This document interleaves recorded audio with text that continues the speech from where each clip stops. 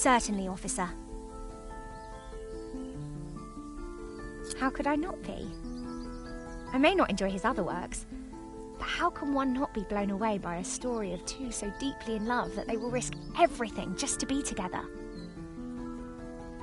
Especially being able to draw similarities between Verona's star-crossed lovers to yourself and your dearest. But I hadn't told. Mademoiselle, I am an officer of the law. It is my duty to uncover the truth. Please, you cannot say anything to Madame. She is against staff relationships of any kind. In her eyes, a relationship between staff is nothing more than a distraction. But he means so much more to you.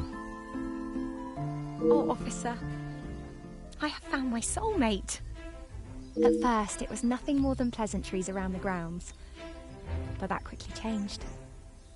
I know it's not proper for a young lady to pursue a gentleman, but once I knew his feelings reciprocated my own, why shouldn't I have followed my heart? Love transcends professional and societal rules. The mere thought of him was enough to make me blush, but I knew that Madame would never give her blessing. If we wanted to continue, we would have to do so in secret. The summer evenings here are just so beautiful. I often find myself walking around the grounds after my daily duties are complete. And it was one such evening that Luke was waiting for me at the gazebo.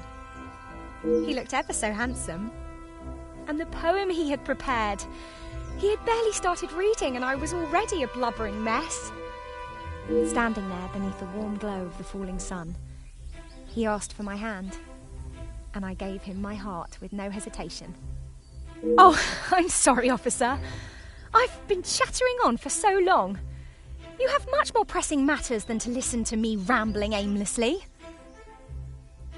One should never apologize for such a charming and bewitching story of love. But you are correct. While the culprit still eludes us, my work is not yet complete.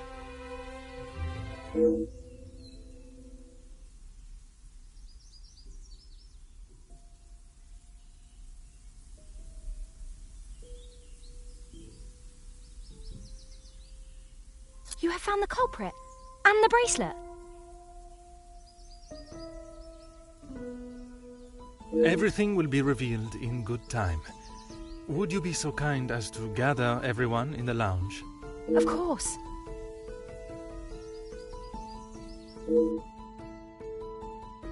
Merci, Mademoiselle Elizabeth, for gathering everyone. Will Madame Van den Bosch be joining us shortly?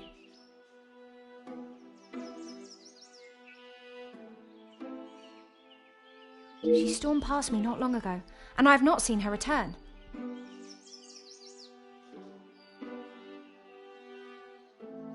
Very well. Under usual circumstances, I would wait. But I think we have spent enough time on this matter, n'est-ce pas? This morning started like any other. My usual ordinary patrol, until I was approached by Mademoiselle Elizabeth about a suspected burglary and a missing bracelet. A crime I've been falsely blamed for. That I shall come to. I began my investigation outside, but it was not long before I realized there were no signs. Florette, your time here at the house has not always been the easiest for you, shall we say.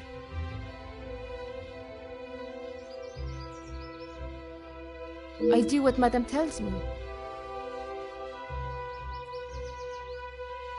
And to the highest standard, I presume. Madame's standards are very high. I do my best. And you would at least expect fair treatment for the work, not to be spoken to in such a cruel and vicious way. Monsieur? I refer to how poorly Madame Van den Bosch treats you. You are at her beck and call, and she does nothing but belittle you. That is Maman you're talking about. Just wait until... It is nothing but the truth I speak, mademoiselle.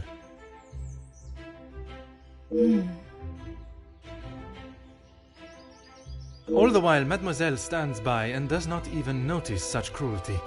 That must have angered you. Perhaps you thought it was time they deserved some retribution. Stop trying to put words in her mouth. I am merely giving her a voice, one that has been silenced for so long. Maybe I do think she deserves it. She's had the world handed to her on a plate, and the likes of me get nothing.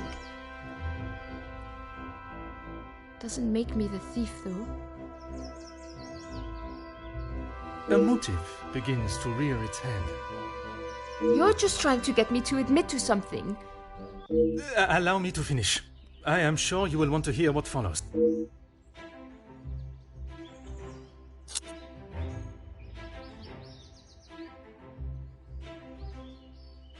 I was only trying to help Lizzie.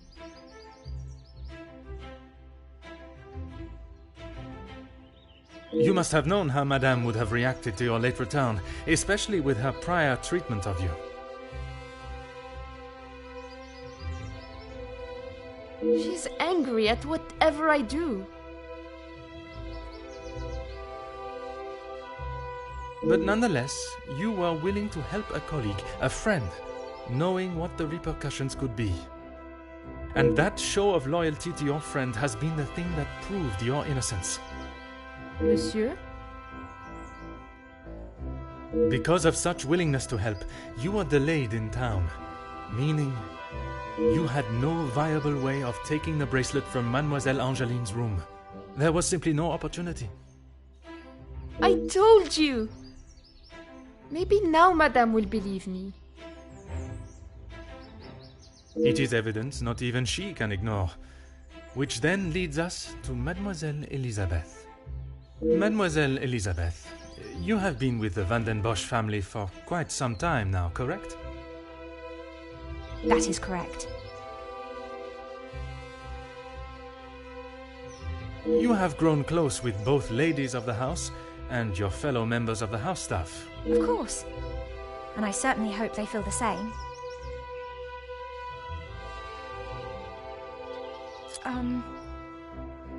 You yourself told me Madame Van den Bosch would not stand for it, and you would both be out of a job.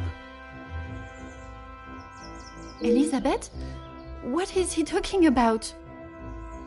A love that is reminiscent of Romeo and Juliet, one that must remain hidden from the world from fear of expulsion. If you don't stop, I will tell Maman. You can't speak to her like that. It may be a tone you do not like, but it is no worse than your maman's ruling that forced them into secrecy to begin with.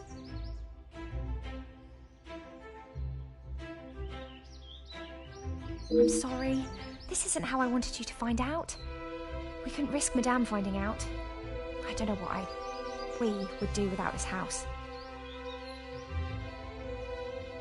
What are you talking about, Elizabeth? Luke and I, we're in love.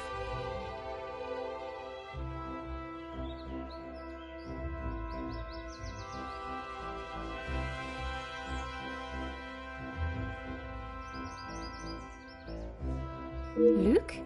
The gardener? But why wouldn't you For fear of Madame and her rule, and if neither of you had employment, there would be no way to pay for a wedding. But It was never our plan to go behind yours or Madame's back. You two are to wed? Yes. Well, no. Not today, as Officer Poirot suspects.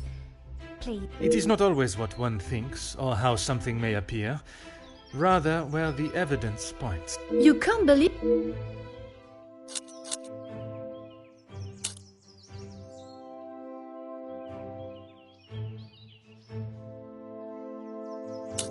I have not...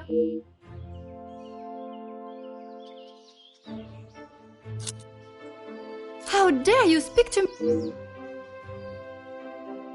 You can't actually believe I would... If you didn't, explain. You have no proof I put it... Besides you being the only one, until I contemplate. You had no right to snoop... When it is part of my investigation. Maman kept... But when now? So. She did... But she did. Maman... But no crime had. It is that. Maman, you're home. Of course I am.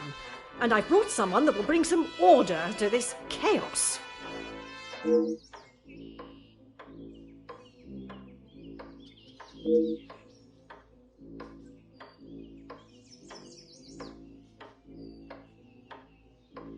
Major, I can assure you I have the situation under control. From what I have heard, you are far from it. The missing bracelet has been found, and the guilty party has been identified. I am well aware that the maidservant was behind it all. And yet I see her standing as free and innocent as you and me. I am sure Madame van den Bosch has informed you of her suspicions, but I'm afraid it was merely speculation. Excuse me? After conducting a full investigation, the evidence and facts led me to deduce...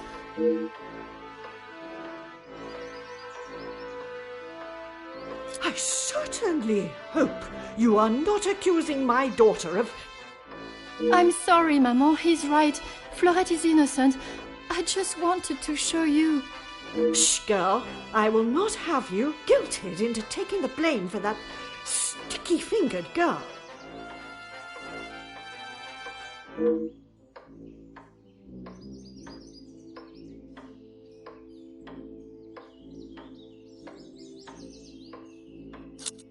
Officer Poirot, a word. Madame van den Bosch was forced to make her way to inform me, alone, I might add, of the goings-on at the house today. Major, with all due respect, she was impeding the investigation. This may be how some officers act in the city, but here we show respect to our citizens. You are an officer of the law and should act as such. Insubordination like this will not be tolerated. As the ranking officer, I have conducted my investigation and... Ranking officer? Ha! You are an auxiliary officer. You have little authority over anyone, let alone a major. You would be wise to remember who is close friends with your commanding officer. After what I have heard of your past in the city, I'm sure he would look upon today's events as another failure at the hands of Officer Poirot.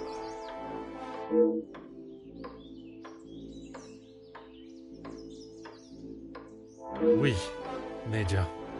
Now I suggest you do your duty and escort the maidservant to the station where she can be formally charged and a sufficient punishment handed out. Right away.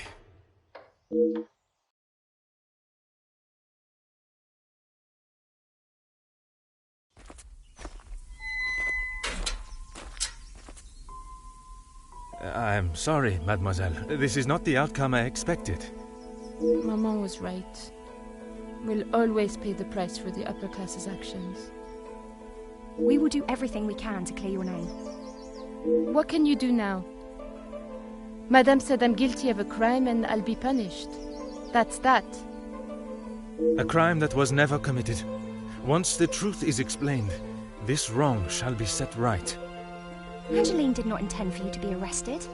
Surely you know her better than that. I should have known better than to expect anything else. Justice and fairness don't reach the likes of me.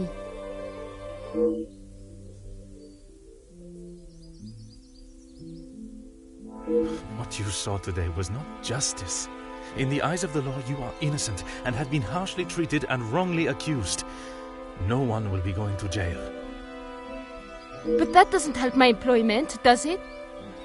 That I cannot save. But your freedom, I shall make sure of that.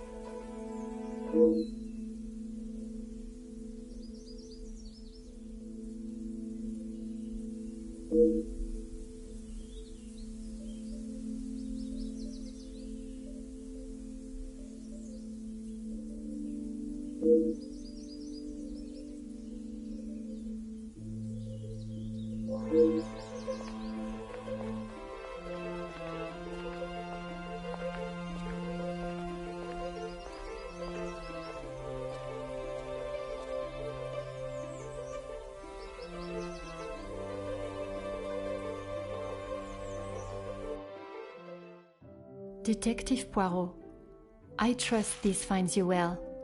It has been many years since our paths last crossed, and while I'm sure your recollection of the events may differ from mine, I hope that receiving this letter has not rekindled a sense of animosity toward myself or the Van der Bosch name. The impression you made is something that has stayed with me since that day. It compelled me to reconsider the spoilt young lady I would have inevitably become and helped shape me into the woman I wished to be. You made me see the childish and selfish girl in me that did not consider the consequences of her actions or how they may affect others. Although Maman may see the events of that day differently, I believe the compassion you showed for our mate Florette, as well as the drive to uncover the truth and accept no alternative, was a testament to your character and professionalism. Although I wish it were under different circumstances, your assistance is once again required, and I hope you will consider this as my formal request for your service. This forthcoming weekend was due to be one full of joy and happiness at the announcement of my engagement to Gideon Demir, whom I love dearly, bringing together two illustrious families, but it has been shadowed by deceit, extortion, and blackmail. The Van der Bosch name is being held to ransom by a mysterious party, and I am afraid I do not know who I can and cannot trust. We are holding a small gathering to celebrate our exciting news with what Maman calls the dignified elite, those that are well respected and held in high regard in both our close inner circle and society. Our private matters have always remained just that, so I fear one of those invited may be the person who is out to ruin our name, but for reasons I cannot fathom. I have enclosed a first-class rail ticket for you to join us for the announcement, and having contacted your superiors and the correct authorities to request your assistance, which they were more than happy to grant me, I shall expect your arrival with great anticipation. There shall be a carriage waiting for you at the station to bring you directly to Mnemosyne House. I thank you in advance in our time of crisis. Yours respectfully, Angeline Van der Bosch.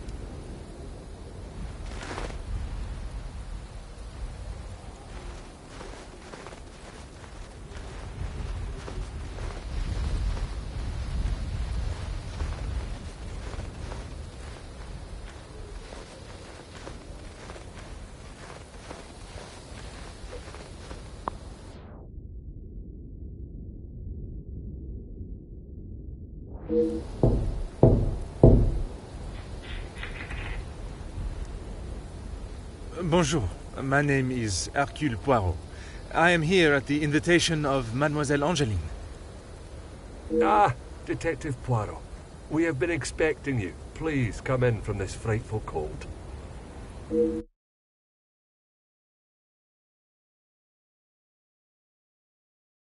Merci.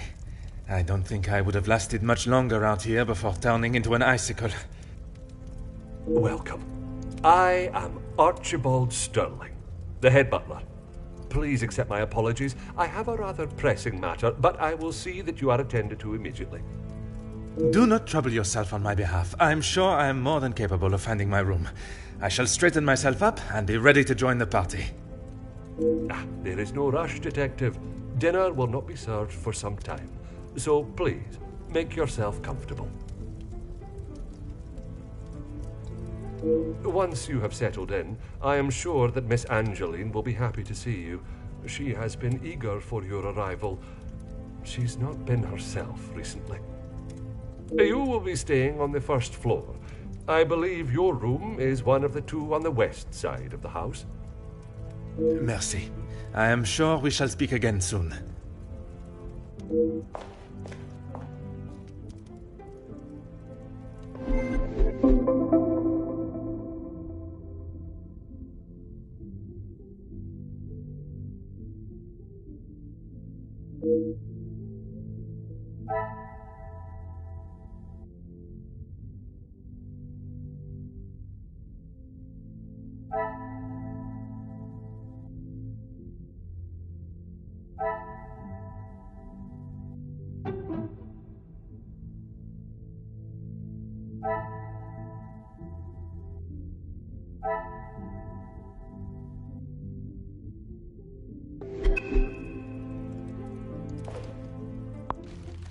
Huh.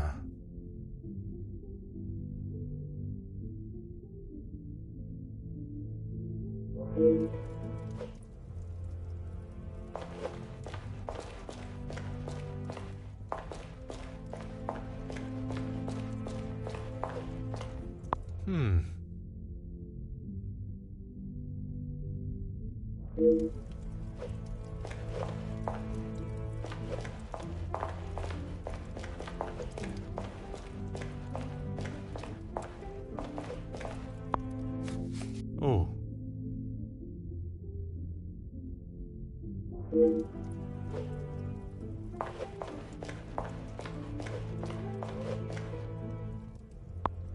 Aha.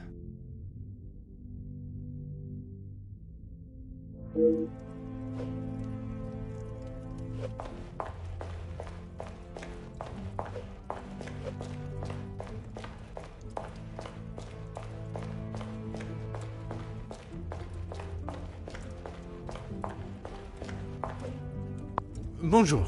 Allow me to introduce myself. I am Detective Hercule Poirot. Detective? I hope you're not here for me. Not that I am aware of. Should I be? Ha! Not often you meet a detective with a sense of humor. I'm Zakaria Demir, but you can call me Zach.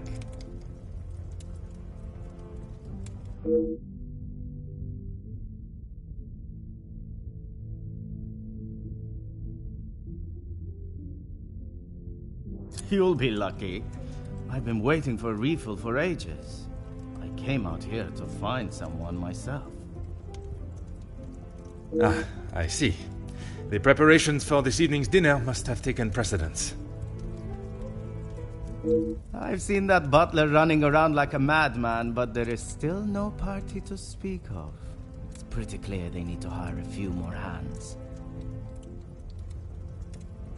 If I had seen them, maybe I would have. It is meant to be their celebration, but they're always off, dealing with something or other. Something or other? A rather vague expression.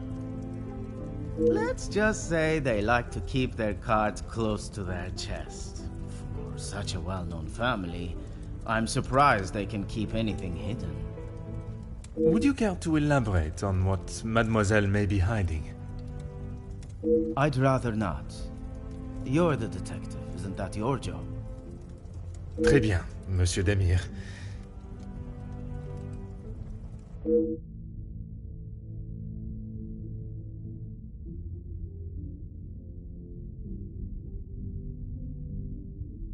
I shall take up no more of your time.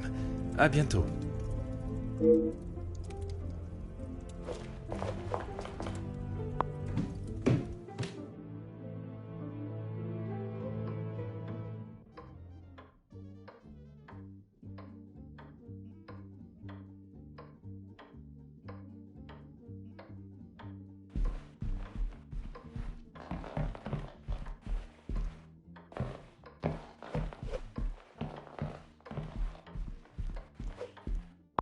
Hmm.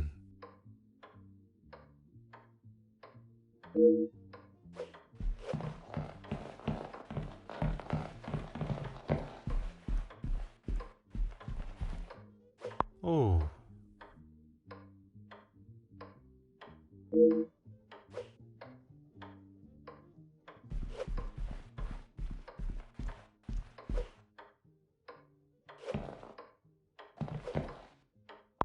Huh.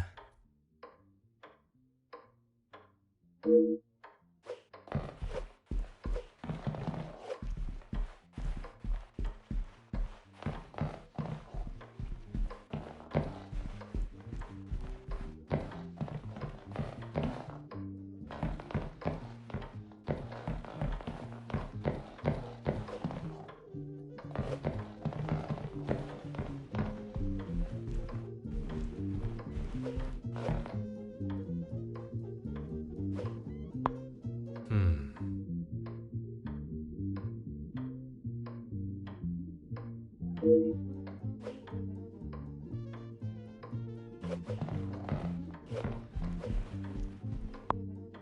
Hmm.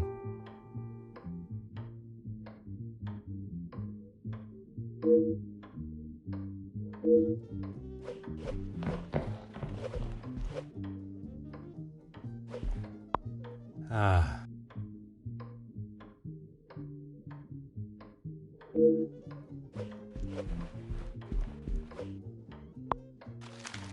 Aha. Oh.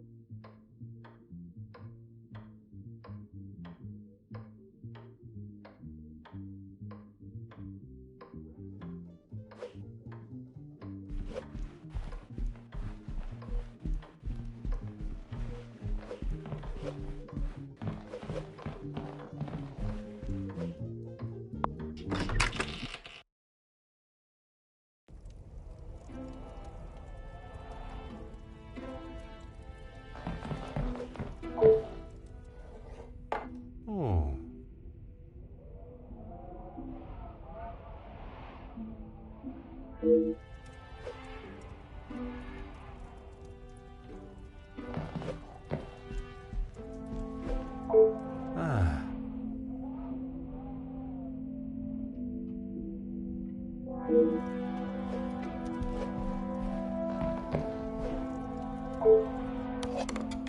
Huh.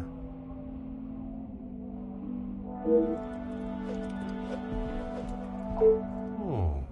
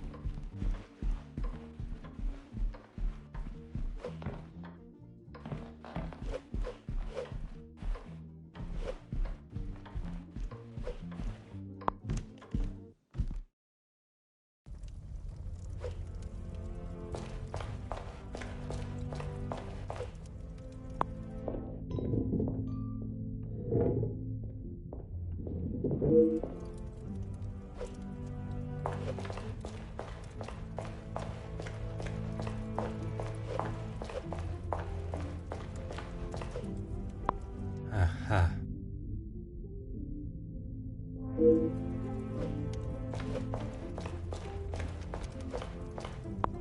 Hmm.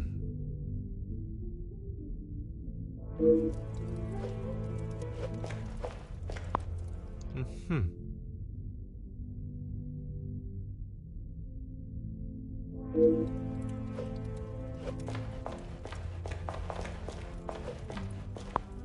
Huh.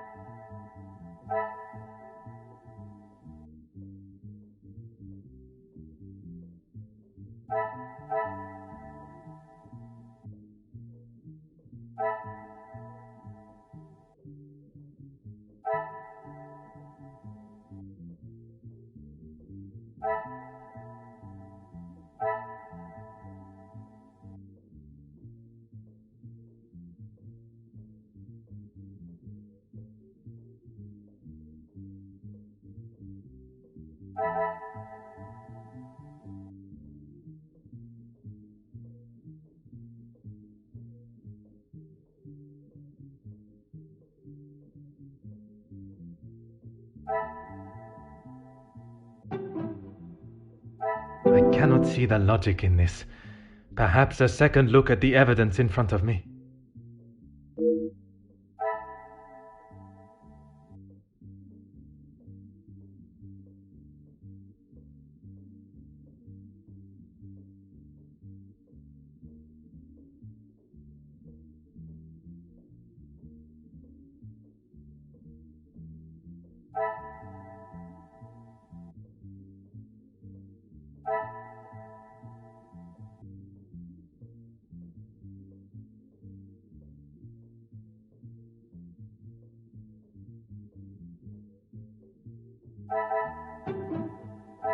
I must act on thought and fact, not on...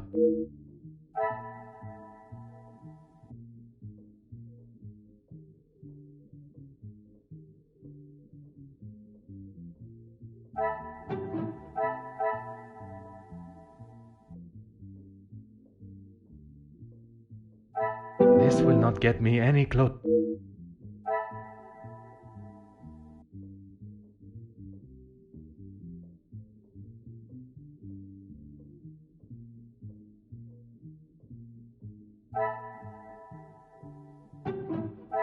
Things are beginning to become clearer.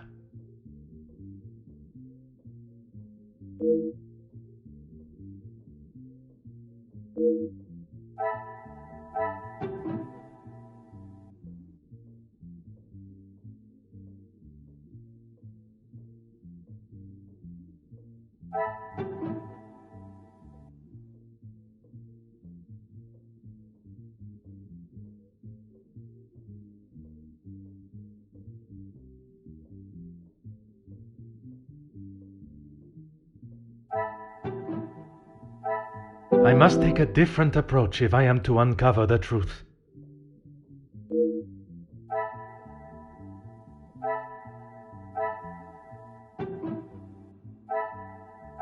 Order and method. That is the way to solve the problem.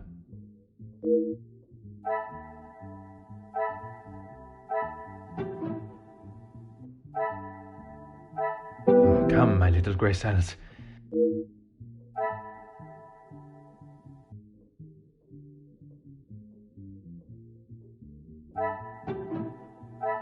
Magnifique.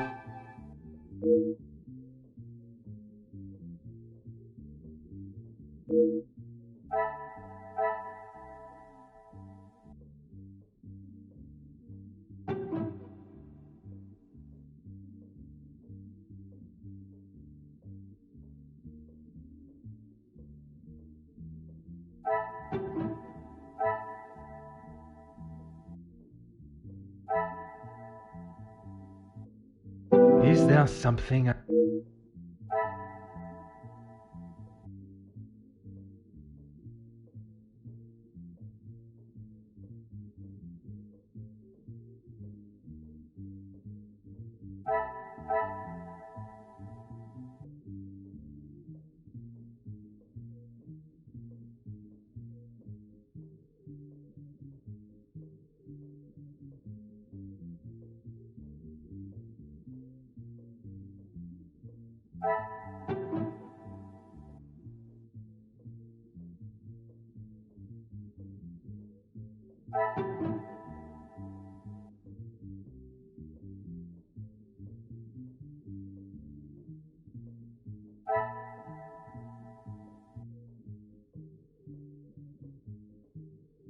The pieces of the puzzle are finally coming together.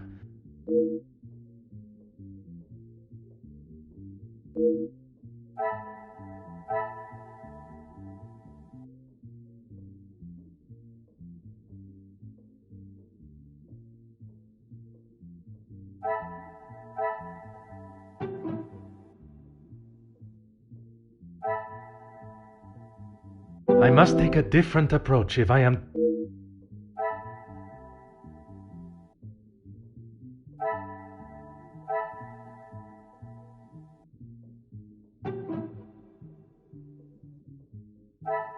I should not be surprised by my own skills of deduction.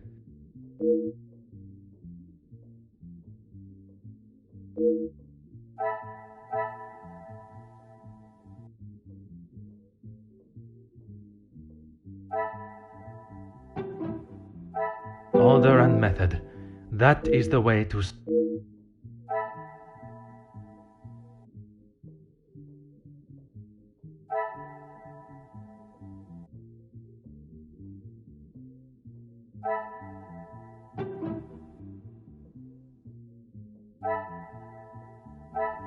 Is there something...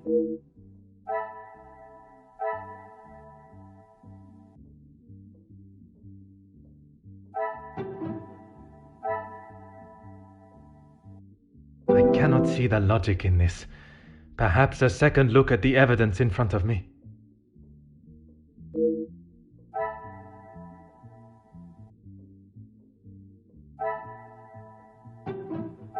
Another success. I never doubted myself.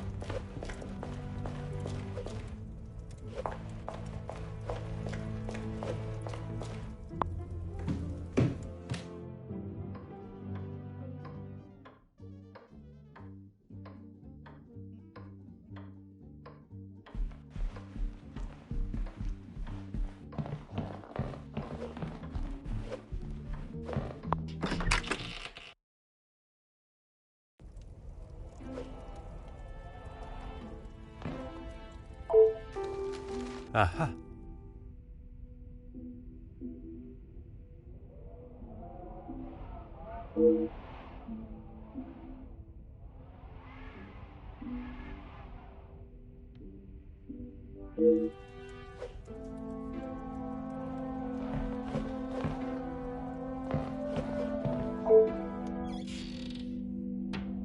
Huh.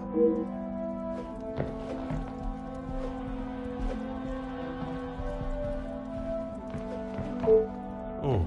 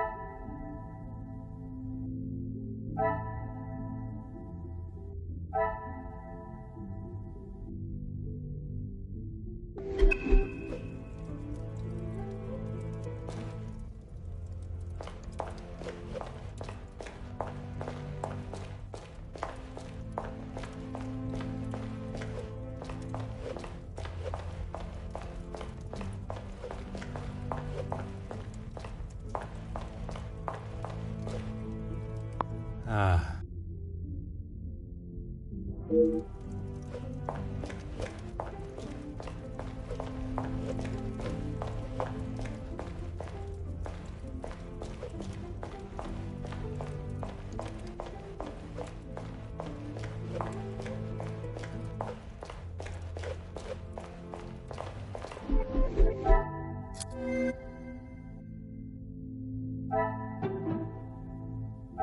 Some would say a lucky guess. I would say a moment of genius.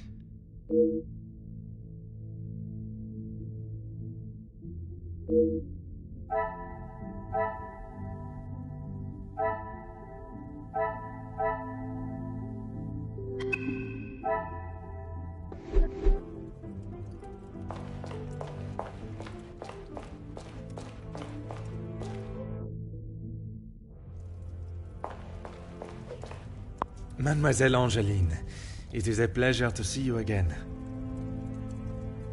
Detective, how wonderful you are here. Your travel was not too arduous, I hope? Watching from my carriage window, I saw the beautiful countryside and rolling hills. It was anything but taxing. I'm truly thankful you could make it here at such late notice. No thanks are required, mademoiselle. When one is requested personally, there is nothing more important.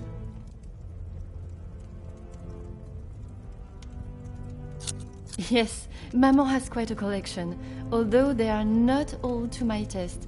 Most, in fact. The painting of the saints, in particular, it is quite exquisite. Is it connected to the house in some way? The one in the hall? If you look above your bedroom door, you will see one of their names. I believe they were originally carved to watch over the occupants. Gideon and I only wanted a small dinner to celebrate our engagement, but Maman was adamant on throwing this party.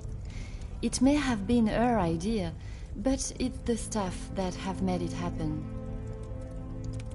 Their efforts do not go unnoticed, from me at least. They have been with us for so long. I do my best to make sure they are happy and content.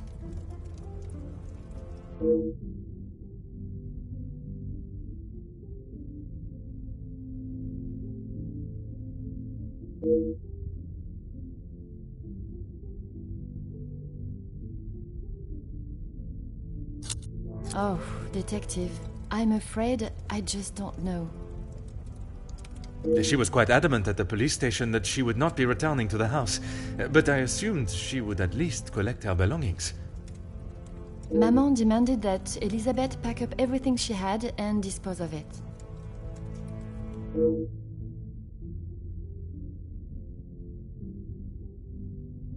But I couldn't let that happen. Elizabeth and I took her belongings, what little there was of them, to a friend of hers in the town that Elizabeth knew of.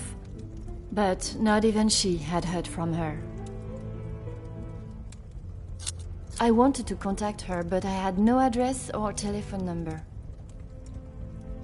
Surely Madame must have had some information when she employed her. You saw how Maman was. As soon as Florette was out of sight of the house, it was as though she had never been there at all. Elizabeth was most upset at the news Florette would not be returning. And your mama's choice to ignore her accountability for the girl stopped you searching. Please, detective, you cannot make me feel any worse than I already do. If I could go back and live that day again, you must believe me, I would never have done it.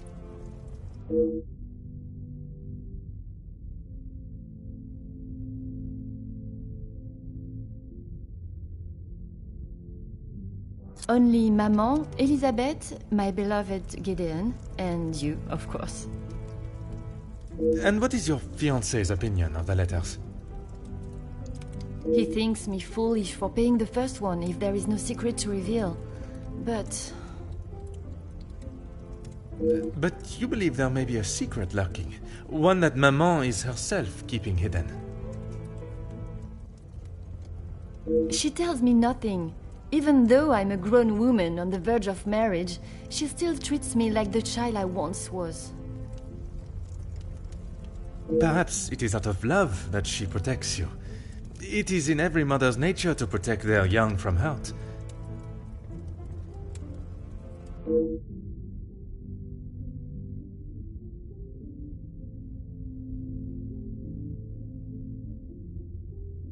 Not a single person. I don't know anyone that would stoop so low. The guests that will be joining us tonight, they are ones you can trust? I hope so, Detective.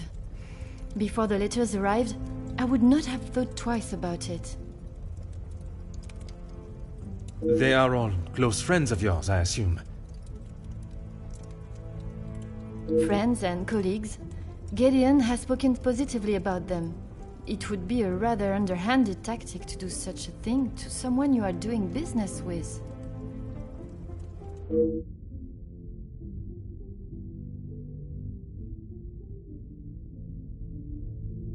Merci, mademoiselle. I shall find you if there is anything further I need.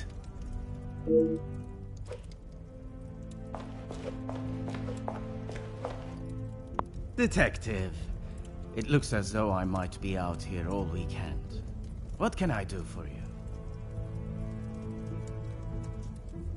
I'm a guest. I shouldn't have to go around chasing them. Perhaps the party preparation is more of a priority. It's not my fault they aren't ready. Why don't I wait here while you check in the butler's pantry in the east corridor? I think I saw a maid go in there earlier. I shall take up no more of your time. À bientôt.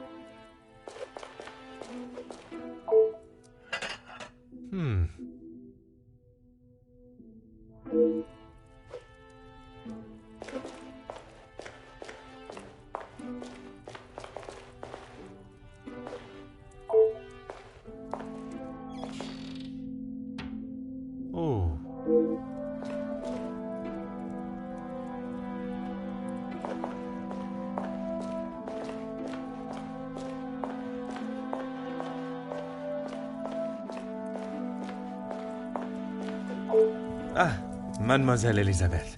What a pleasure to see you again. Detective Poirot, I'm so glad you could make it. Unfortunately, it is not purely for pleasure that I am here. Mademoiselle Angeline requires my attention professionally. Yes, Angeline has told me. I'm glad she called upon you, Detective. I've been rather worried about her. I will do everything I can to find the blackmailer and bring them to justice. I have every faith in you. I hope I am not interrupting you. We're all very busy, as I'm sure you can imagine. After I'm done, I can come to your room and help you with any further questions.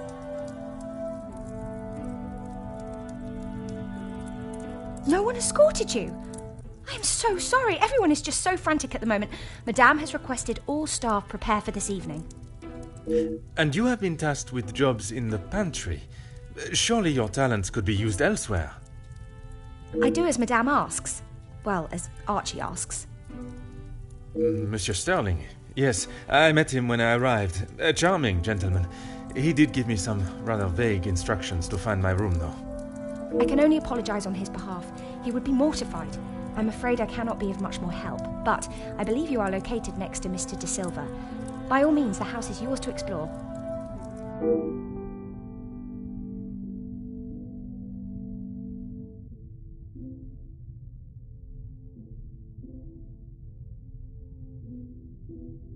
Yes, I'm afraid it may be all for show, though. She has not been herself, and it is not only I that have noticed. Madame Vandenbosch. Surely it must have had some effect on her. Madame has carried on as though nothing has happened. She has never been one to show emotion, and she doesn't seem to notice how it has affected Angeline. The staff, on the other hand... Angeline means no harm, but there have been some instances recently where she has acted rather sharply with them. I hope not too sharply. A house of two Madame Vandenbosches would surely be too much for anyone. Ah yes, guests are requested to sign the book when arriving. I believe it gives details to the guests' room locations. It stated the male guests are to be staying in the East Wing. Yes, Madame does not believe in male and female guests residing beside one another. Oh, yes, well, I'm afraid it is far from a happy ending. Luke is sadly no longer with us. Oh, mademoiselle, I was not aware. It's fine, Detective, honestly. I'm sorry, but I really must finish this. Bien sûr, mademoiselle.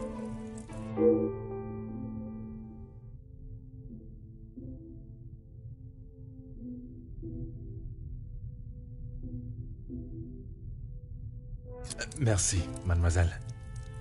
The pleasure is mine, Detective.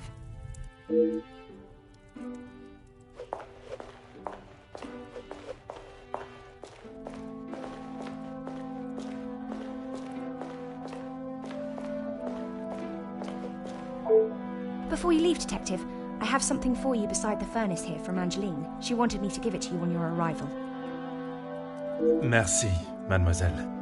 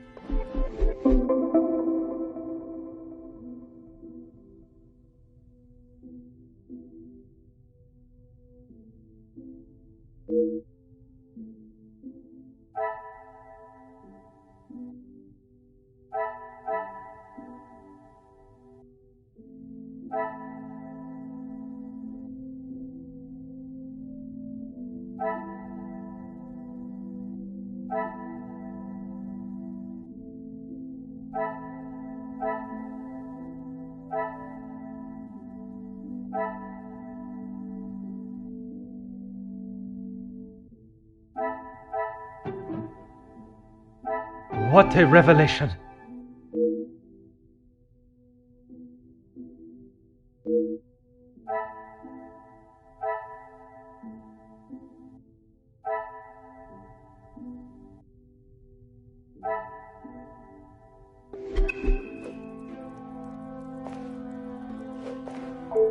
Of course, Detective. What is it? I would not say it in front of the Major, but it is rather hideous. It was a gift from him to Madame from his time overseas. I don't think it even has the capability of writing. A pen that does not write is like a fish that cannot swim. As Angeline describes it, a useless ornament. It's the thought that counts, I suppose. Merci, mademoiselle. Pleasure is mine, Detective.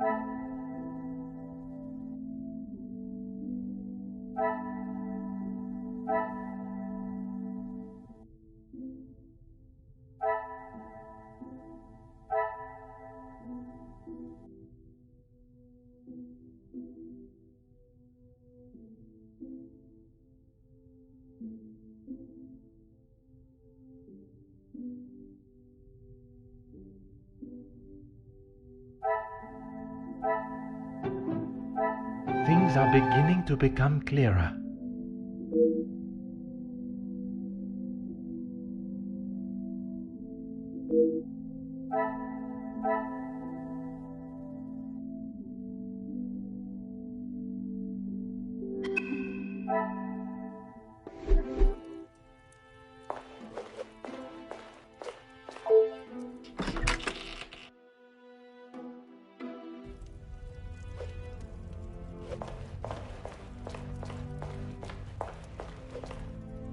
What can I help you with, Detective? I was right to pay it, yes? You have read them. What do you think? You were wise to consult me, but bowing to their threat may have only shown that you are willing to pay for their silence. Is the secret they speak of worth so much? I wish I could, but I have no idea. The letter was addressed to me, but I have nothing to hide. Maman took one look at it and disregarded the whole thing as someone's idea of a joke. She looked at it. She is not aware of the second letter. She doesn't know I paid the first. I thought I could make it all go away. Did you ask Madame if there was a family secret they could be privy to? She said I was to ignore the letters and stop wasting my time with such foolishness. If there was something, she wouldn't tell me anyway.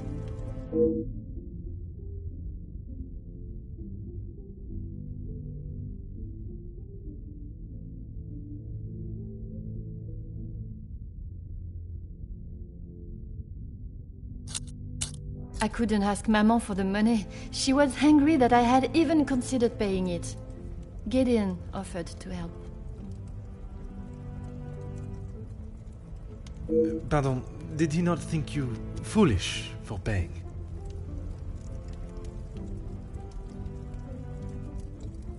He did, but he said he couldn't stand by and watch me in so much distress. How honorable. We are soon to be married, Detective. A loving partnership that faces their troubles together. They are his words. I did not mean anything by it, mademoiselle.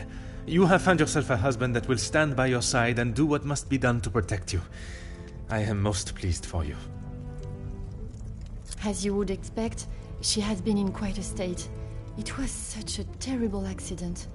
She kept it to herself for almost a week before she even told me. Pardon, how could you not know?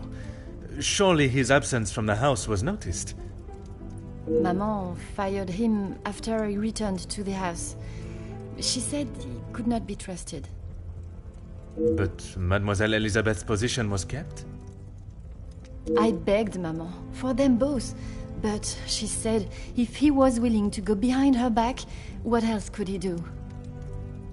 Falling in love is a far cry from committing even the smallest crime, n'est-ce pas?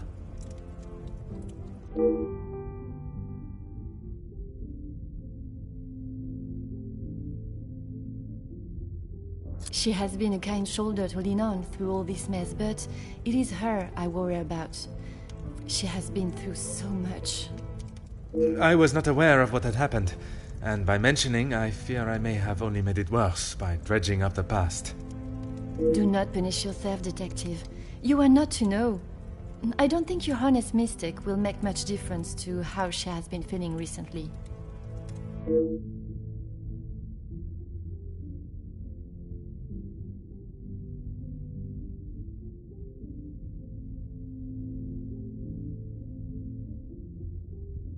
Merci, mademoiselle. I shall find you if there is anything further I need.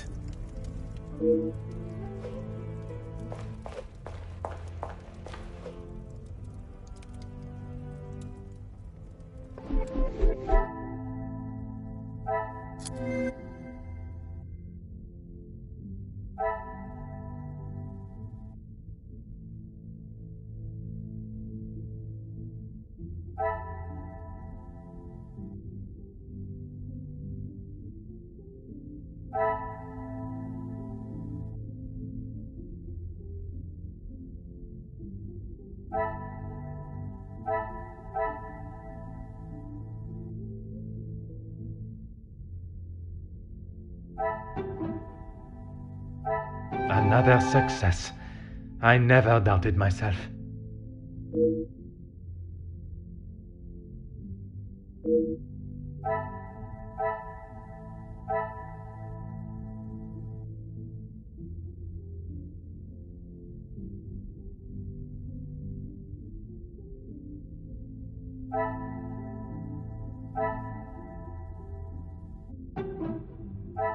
I must act on thought and...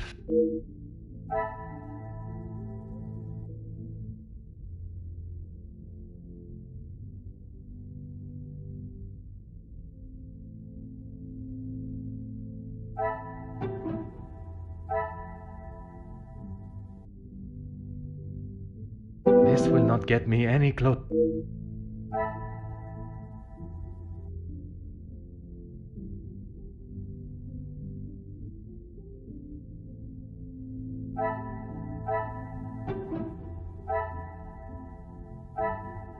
Come, my little grey cells.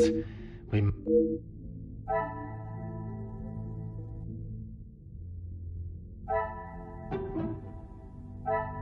Magnifique.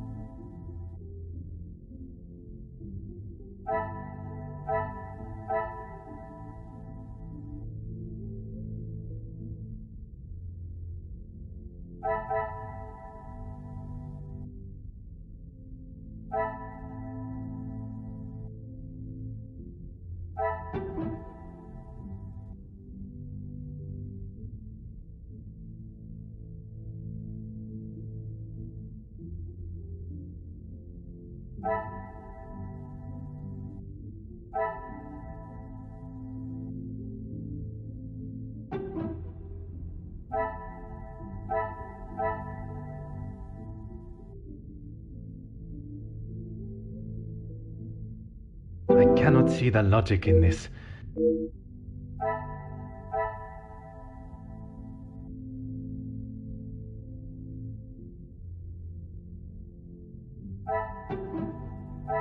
This will not get me any closer to my goal.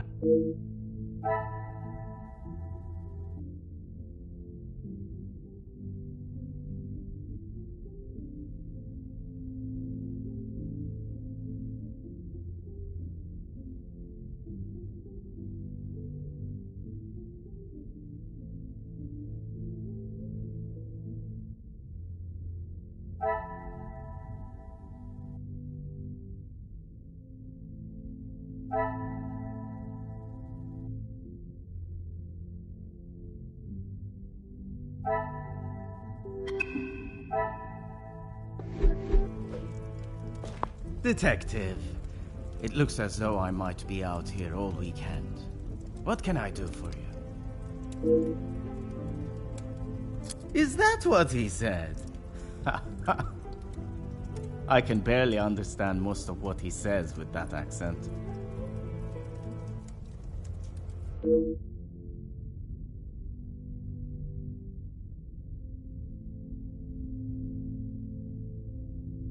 I find his accent rather pleasant, reassuring.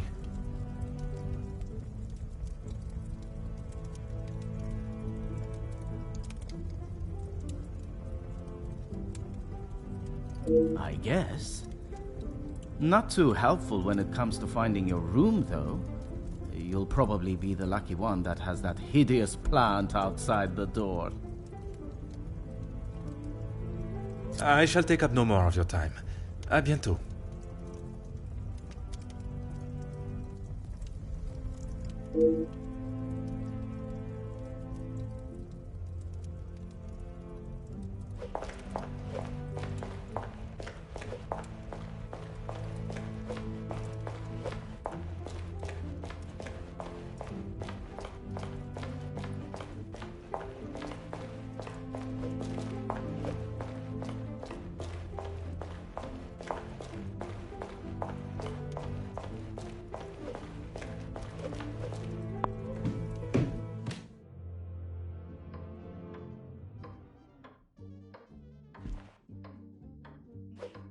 You must be Detective Poirot. Welcome. Allow me to introduce myself. Gideon Demir. The fiancé to Mademoiselle Angeline. The pleasure is all mine. Angeline spoke so highly of you. It sounds as though you are the man that can sort this terrible mess out. I am, monsieur. You have my word. Mostly friends of the family. A couple of business associates of mine.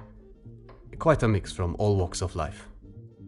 With regards to the blackmailing, can they be trusted, or should they be considered suspects? Angeline is struggling to trust anyone right now, but Madame Vandenbosch, as it is her house, thought it was best for us to have them all present. And they will all be staying in the house? Yes, it is a rather full house. All 6 guests will be staying on this floor. The family resides on the 2nd floor. As does Felix. I will be sure to speak with them all. However, I will keep my identity and purpose for being here hidden, at least until I have made my initial introductions. I'm afraid that ship may have already sailed. Once the Comtesse gets wind of something, a detective coming to the house, for example, you can bet everyone will know.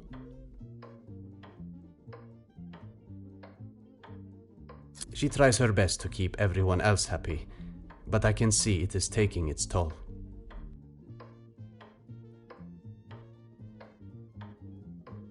Quite understandable. She is feeling the burden of the family that is not hers to carry. Angeline has spoken with her mother. She has asked if there is anything that could be used against her, but she was just so dismissive. And what are your thoughts on the matter? I do not want to overstep my position, but if there is something that could damage not only the Vandenbosch name, but our future, Angeline deserves to know. That is a very diplomatic answer.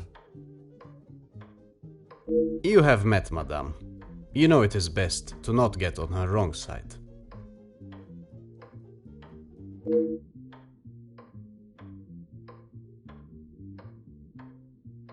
As far as I'm aware, everything is in order.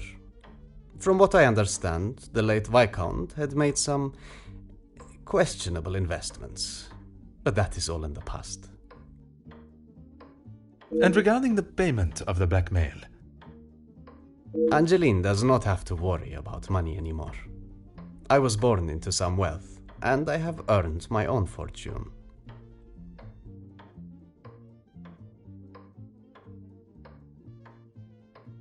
Angeline has spoken of it.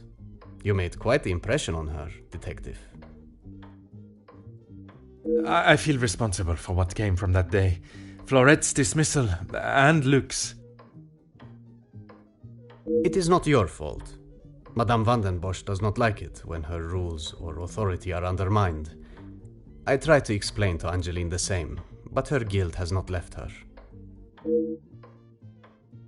I suppose you think I was unwise to pay it? I am glad Mademoiselle requested my help before you fell further out of pocket. Madame Vandenbosch had no intentions of paying it, whether she believes there is a secret that could ruin the family or not. It was an honorable move for you to make the payment. It was certainly no small fee. Angeline is to be my wife, and then we shall be family. As far as I am concerned, my money is our money. You are very observant, detective. You would be wise to keep that perceptive nature while you're here. I'm sure you are correct, but I'd like to return to your feelings towards the Major. He has been a good friend to Madame Vandenbosch over the years, but that does not make him a good man, or suitable to involve himself in family affairs.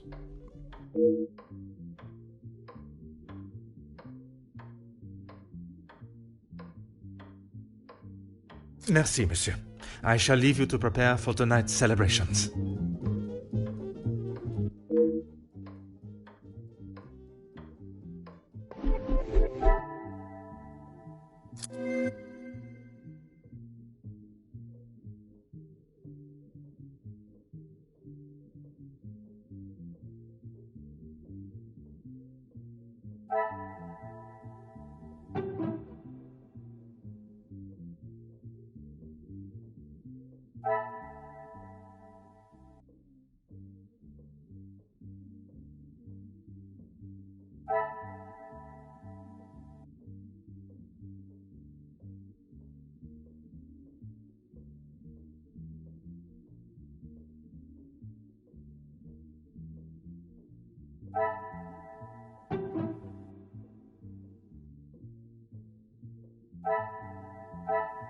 I must act on thought.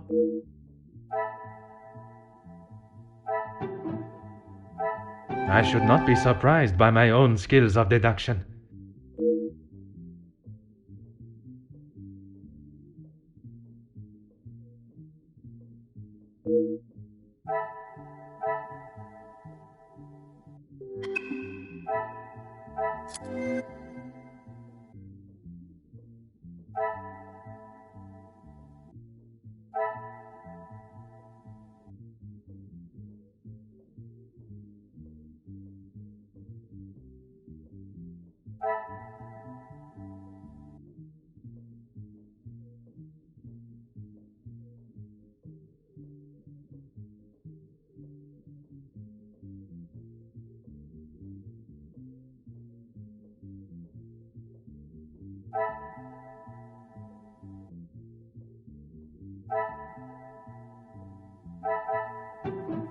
Order and method. That is the way to solve...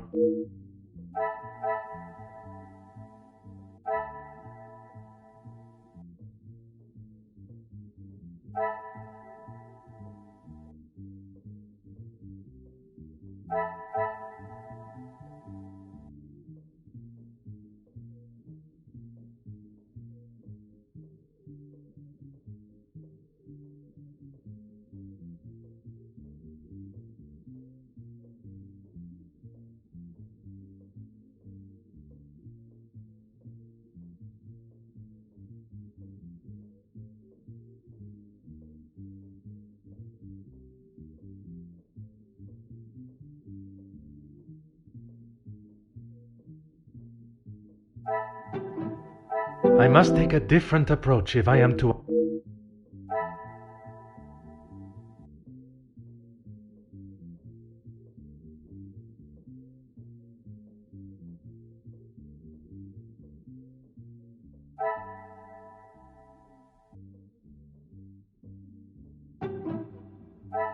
The pieces of the puzzle are finally coming together.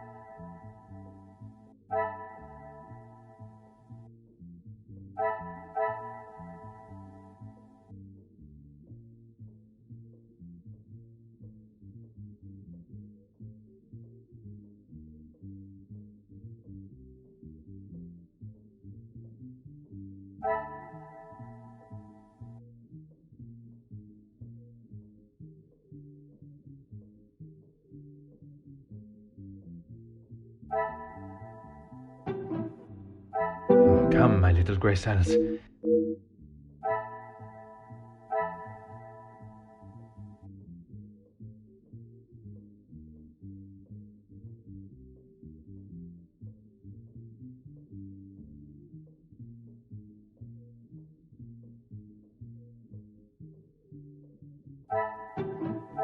Is there something I...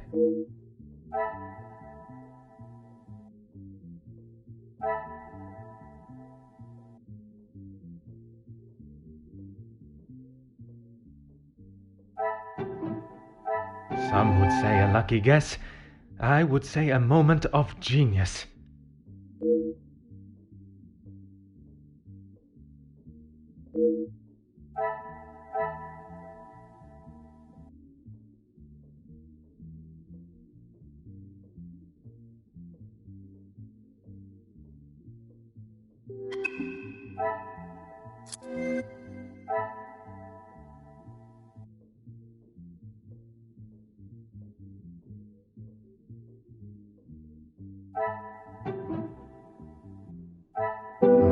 my little grey cells.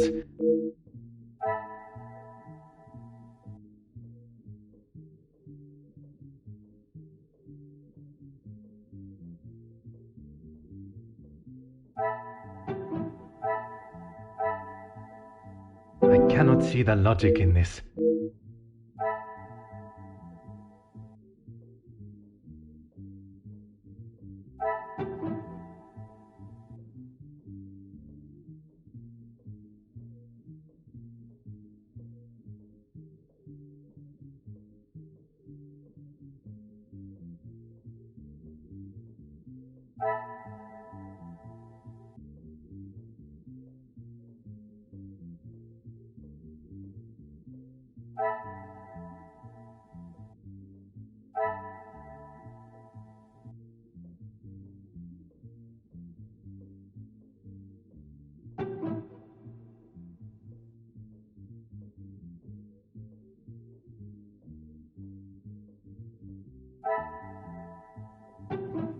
This will not get me any...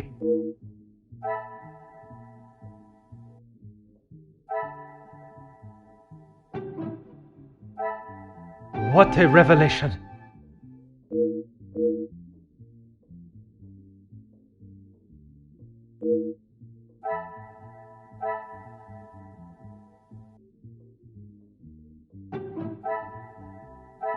Magnifique!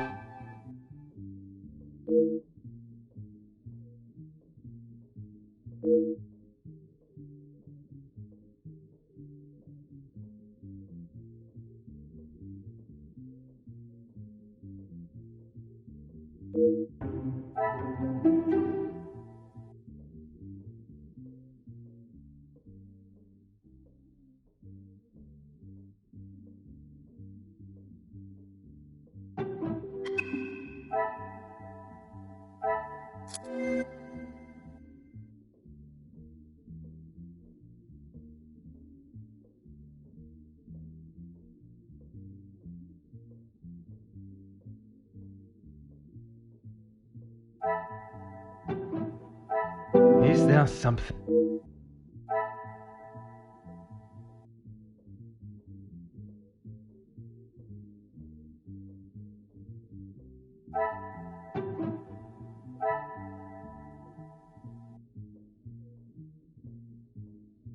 Things are beginning to become clearer.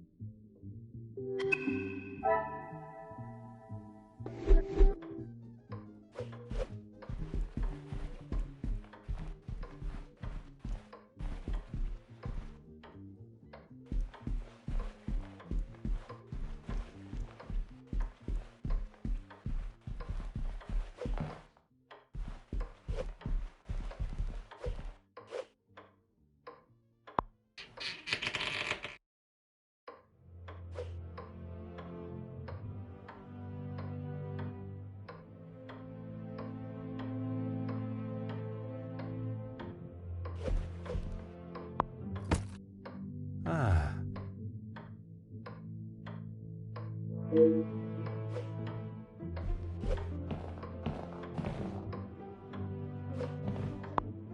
Oh.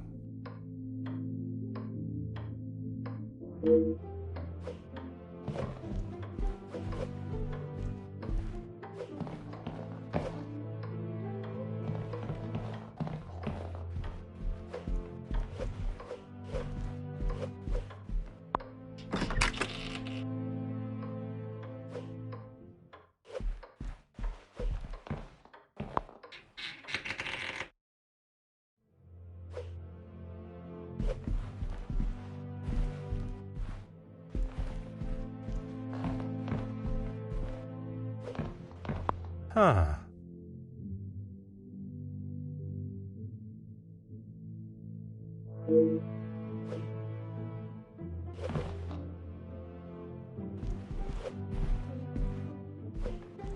Mm-hmm.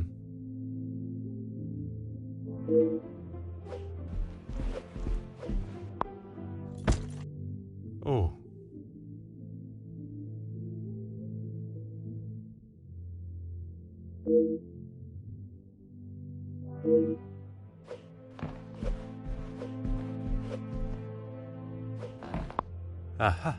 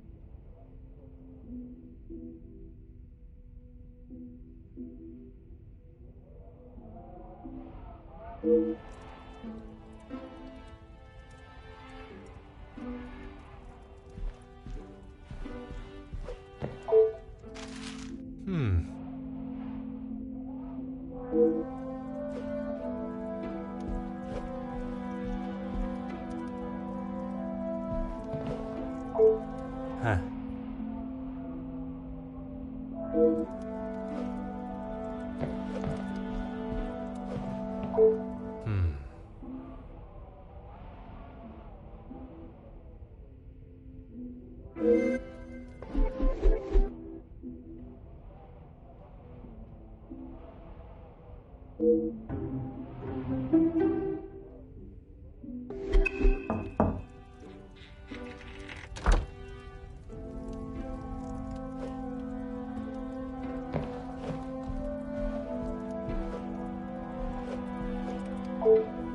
Elizabeth, thank you for coming. I shall not take up too much more of your precious time. Not at all, Detective. I had best not be away for too long. Madame would not be pleased when there is so much work to do. Well, mademoiselle, if anyone was to ask, I required your urgent attention with a delicate matter. That should be enough to give you a moment's peace. Thank you, Detective. I have heard whispers, but this town is full of busybodies. It's hard to know what is the truth and what is hot air from socialites trying to outdo one another. I would not have thought you want to join in with such chatter. I'm not, but it can be hard to ignore. I try to quash any talk of it in the house. But it's easier said than done. When the staff are together, it seems to be a competition to see who can dream up the most scandalous rumour. You are a loyal maid and friend. Mademoiselle Angeline is fortunate to have you. It baffles me why they would target her in the first place. She has such a kind and pure soul. That may not be what you remember of Mademoiselle, but she has grown into a kind-hearted young lady. I was wary of that when I arrived, but I myself can see a change in her, a maturity. And if it is as kind and pure as you have stated, she should not be troubled by the letter. Letters, Detective. I have brought you the other.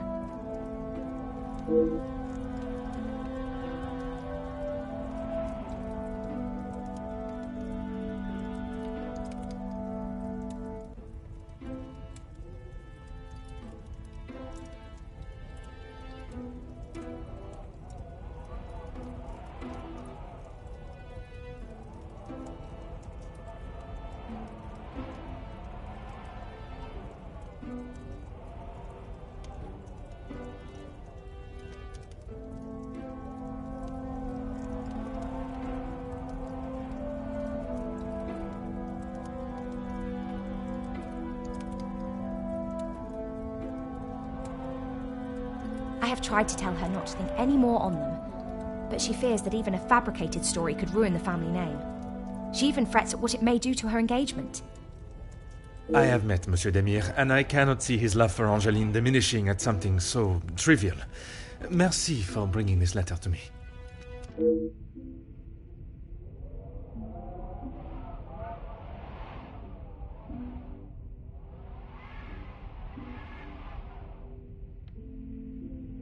Merci, mademoiselle. The pleasure is mine, Detective.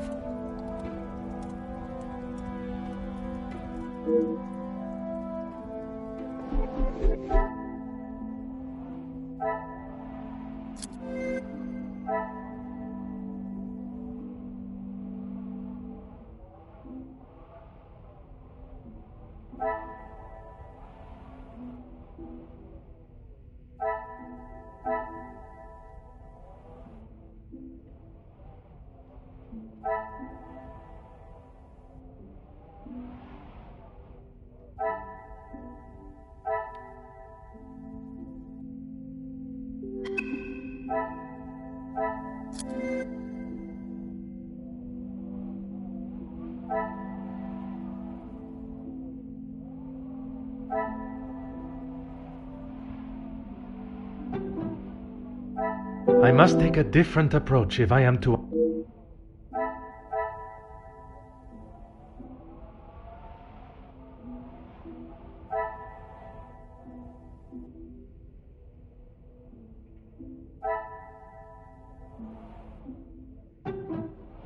Order and method.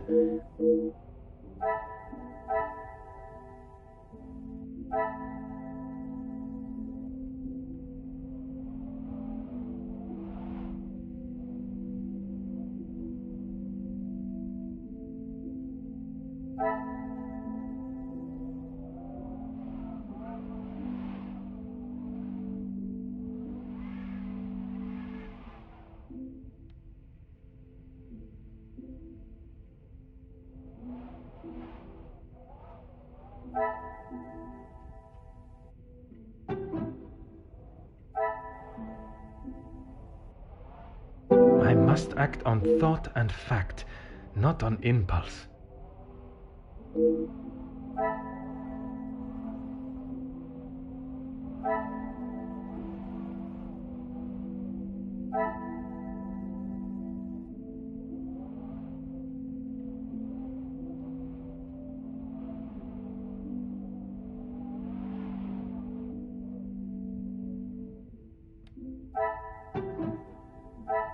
I should not be surprised by my own skills of deduction.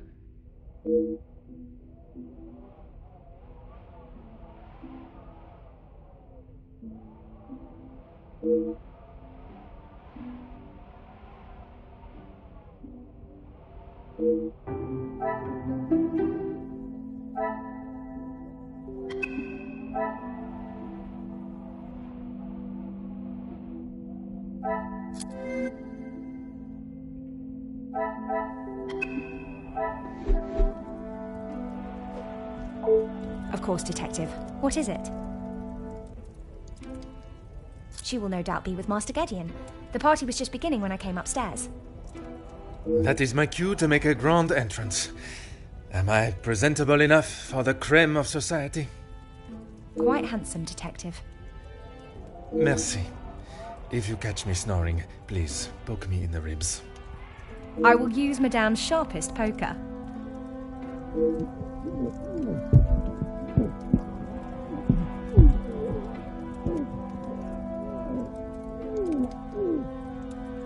It sounds as though someone else may have already been poked.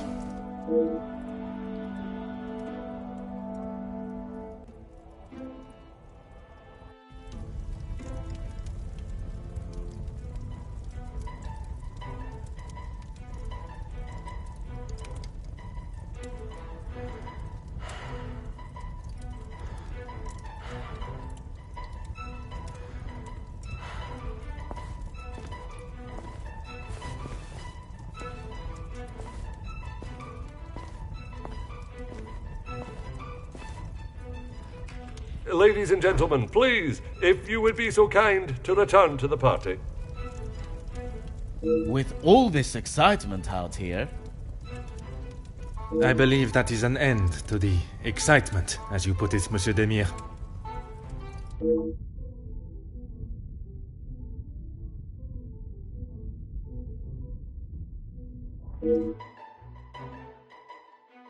Oh, thank God.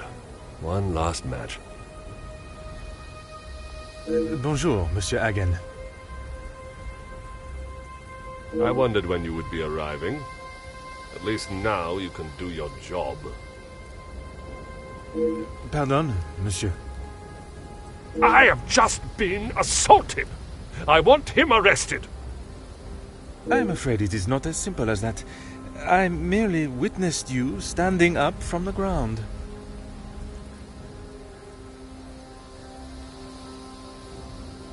This is ridiculous. You know very well what he did. Perhaps you could elaborate on what instigated the altercation. I should have known you wouldn't make things easy.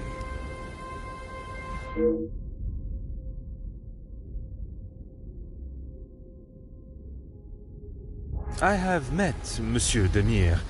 He does not seem one to physically assault someone unless provoked. I hope you're not implying that I started it. I am only stating what I have seen.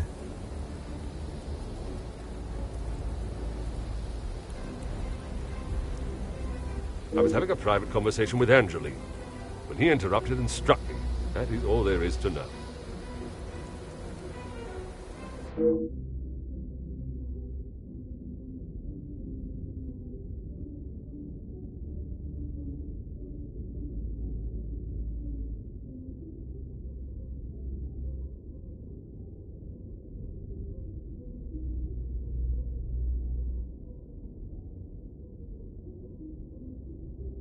The content of my conversation is not your concern. What should be is that a man has been physically assaulted in his own home. I understood this to be Nemozine House, the Vandenbosch residence. Am I mistaken? And I reside here. My home is not what is being questioned right now. You have grown rather close with the Vandenbosch family, it seems. What has my relationship with the family got to do with anything? Why are you even here, officer? Detective. And I was invited by Mademoiselle Angeline personally. Seems to be mistake after mistake with that girl.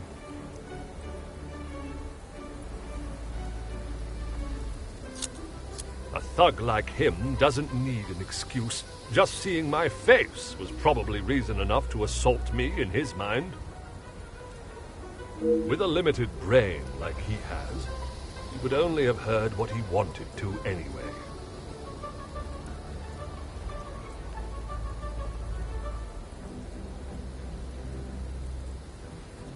Are you dumb as well?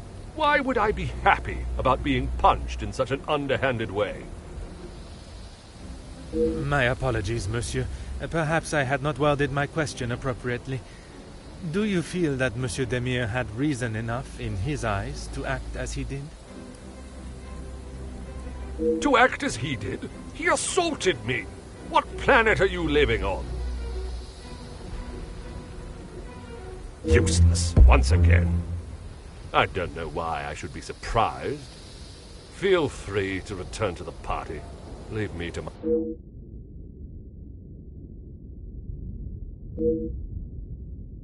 I have met Monsieur Demire. He does not seem one to physically assault someone unless provoked. I hope you're not implying that I started it. I am only stating what... I was having a private conversation with Andrew. The content of my conversation is... I understood this to be... And I reside here. My home is not what is being... You have grown rather close with the Vandenbosch family, it seems. What has my relationship with the family got to do with anything? Why are you even here, officer? Detective. And Seems to be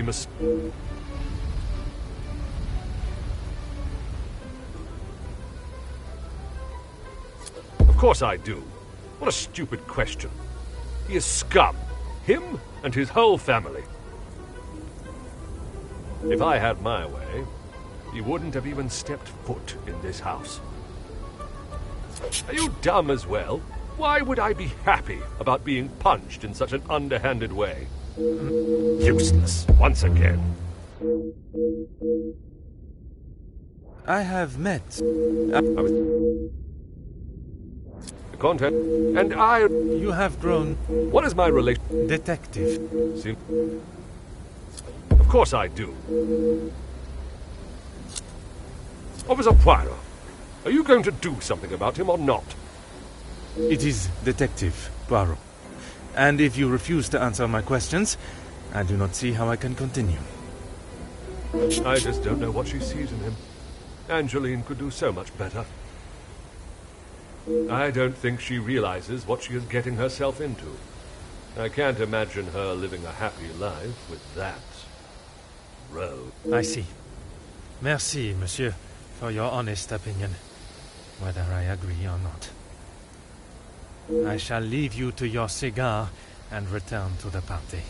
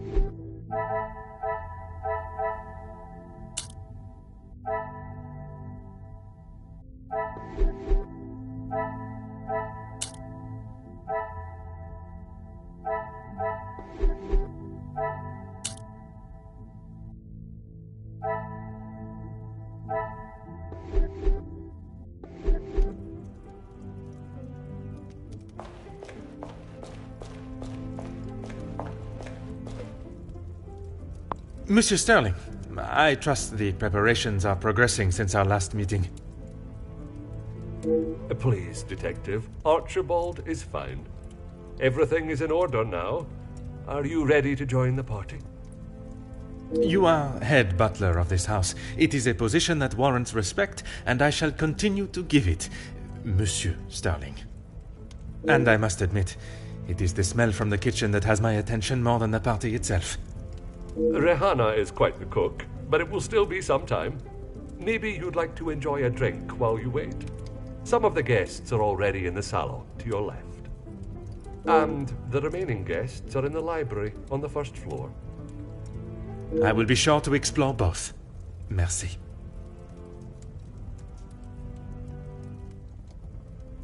Dinner will be served in the dining room, but the rest of the evening is yours to enjoy. You have all certainly been working hard, it seems. Very hard. The lady of the house wanted everything a certain way, and that's how it was to be done. It is my responsibility to look after the house and staff, not to resolve petty disputes. I cannot imagine he will be in any mood to attend the party. He often has a cigar to calm down, and if that doesn't relax him, that temperature outside surely will. Merci. You have been most helpful.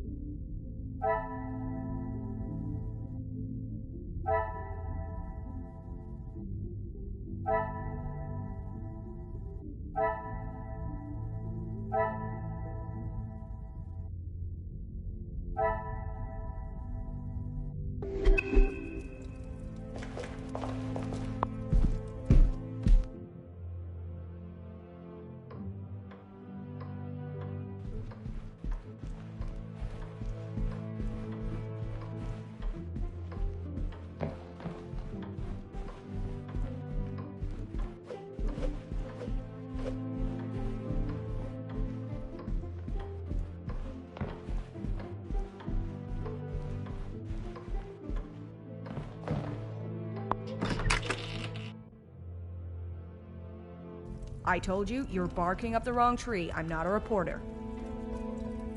But you're going to want to hear this. You could interview me now.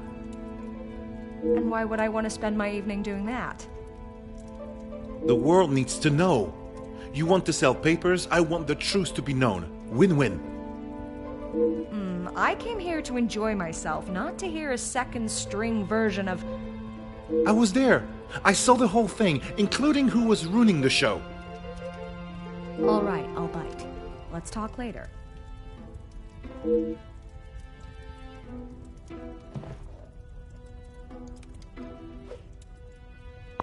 Bonjour. Are you a guest of Mademoiselle Angeline or Monsieur Demire? Do I know you? Where are my manners? I am Hercule Poirot. Belamen.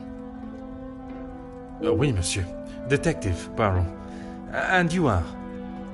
Ernesto da Silva. A pleasure, monsieur. I'm a man of business. I see. Is there a particular area of business that is your focus? Overseas investments, international relations. I also own a number of factories in the city.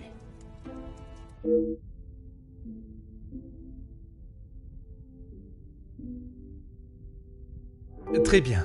Monsieur has many talents. We work together as partners, yes. You must know the Van den Bosch family well, then. I help Madame Van den Bosch, if and when she needs me.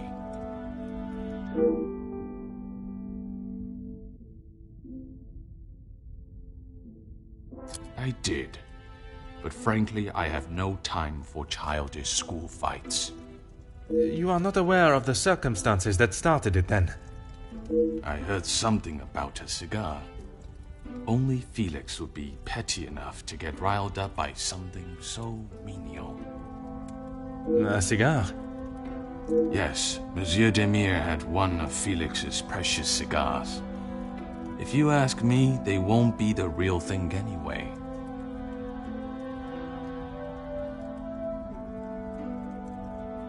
Distinguished gentleman. There was two alpha males going head-to-head. Master Gideon came out the victor. Surely we have passed the days where shows of unnecessary brute strength impress anyone. When it comes to the protection of a woman, we are far from it. Man will always return to their most primitive form. Mademoiselle Angeline, the Major has no place to feel threatened. Monsieur Gideon is to become her husband. And he has spent the last however many years supporting them, as he calls it, clutching on to whatever he can. Merci for your time. It has been most intriguing.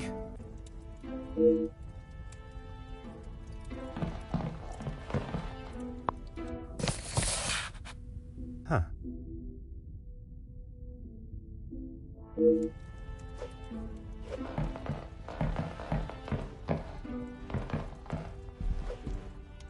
Aha.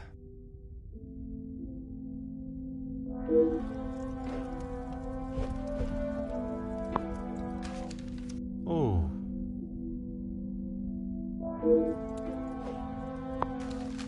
Ah.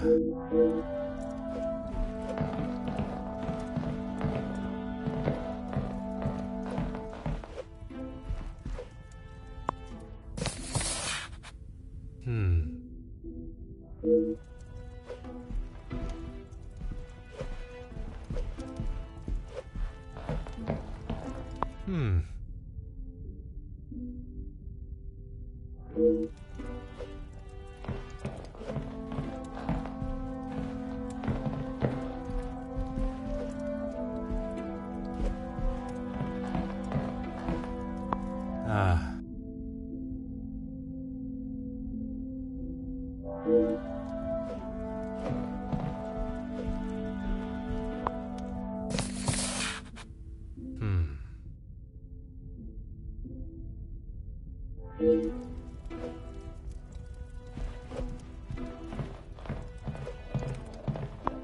Oh.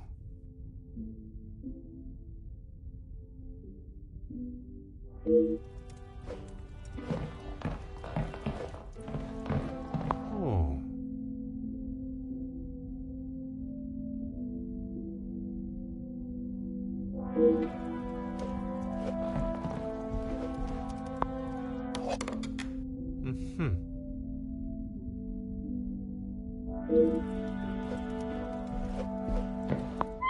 Aha.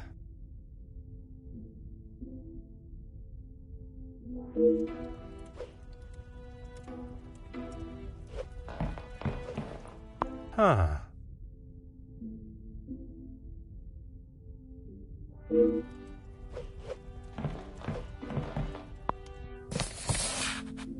Huh.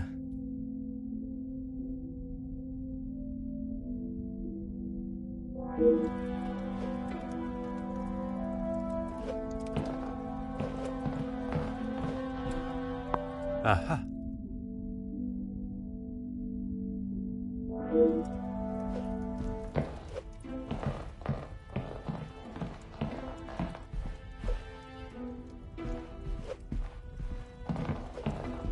Oh.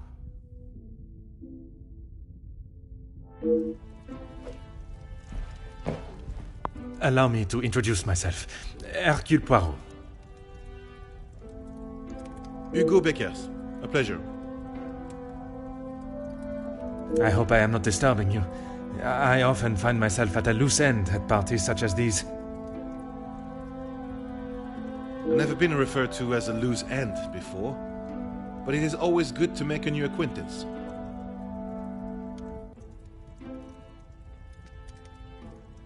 There is no better way to understand one's purpose in life. I stand up for the workers that cannot do it themselves. You work with a union?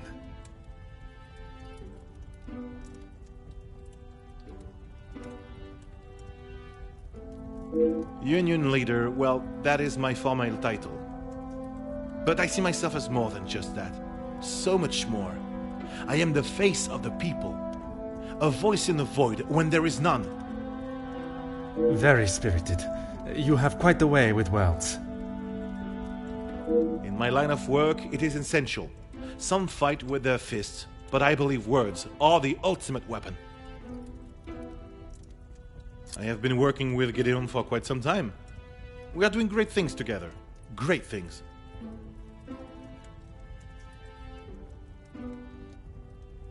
I was not aware he was part of the union. Well, he's not exactly. But he is an ally in the battle we face. Without his support, our uphill struggle would surely be a climb. Hopefully my talks with De Silva will help him see the light. I don't know what you think you heard, but it was a private matter and I appreciate if you kept it to yourself.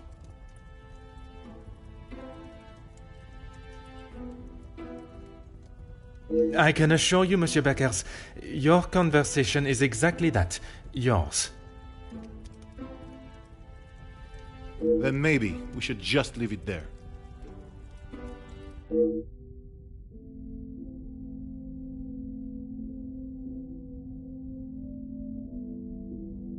Merci. If I find myself at a loss again, I shall certainly return.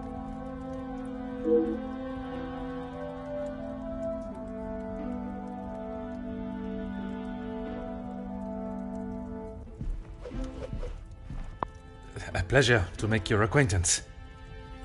Likewise. You're not from around here, are you? My name is Hercule Poirot. I am a friend of Mademoiselle, soon to be Madame, Angeline. I see. Jacqueline Conrad. No doubt you've heard the name before. I am rather embarrassed to say I have not, Madame.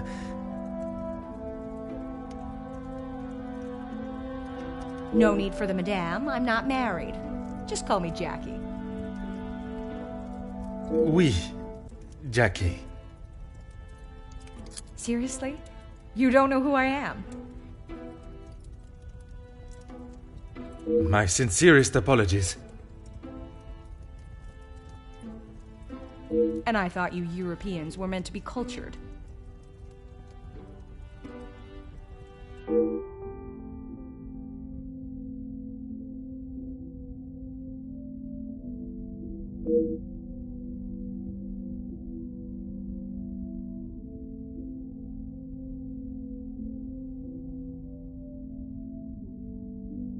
Here's the thing. I'm one of those people you want to know, and not be on the wrong side of. Perhaps it would be wise for me to remain on your good side. It's the best place to be. You wouldn't believe what a couple of positive stories can do for a family name, or a career. And that is what you have done for the Vandenbosch family?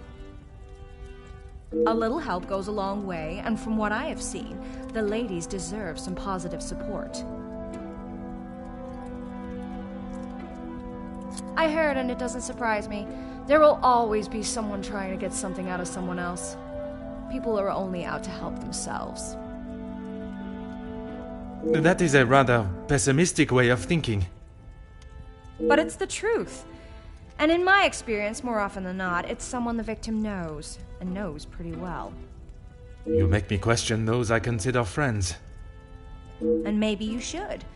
If you have something you don't want the world knowing, just keep it to yourself.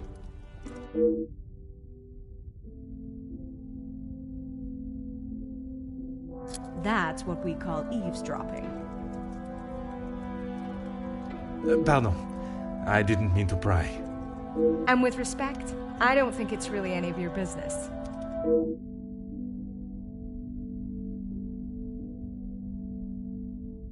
I must take my leave.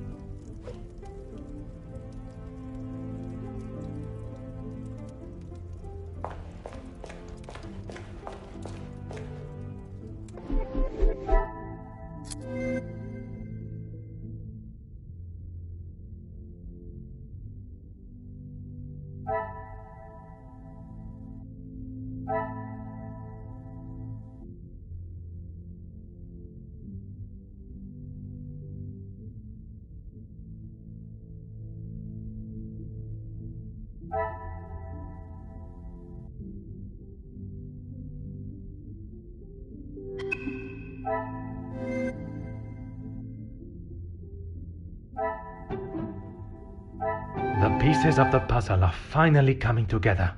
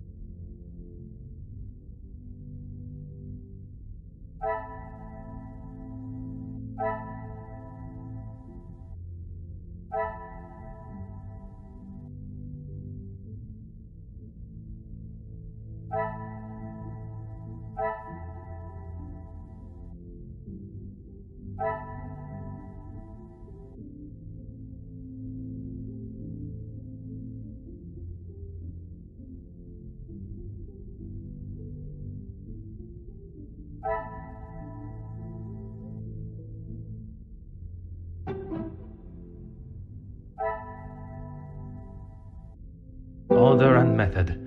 That is the way I cannot see the logic in this. Perhaps a second look at the evidence in front of me.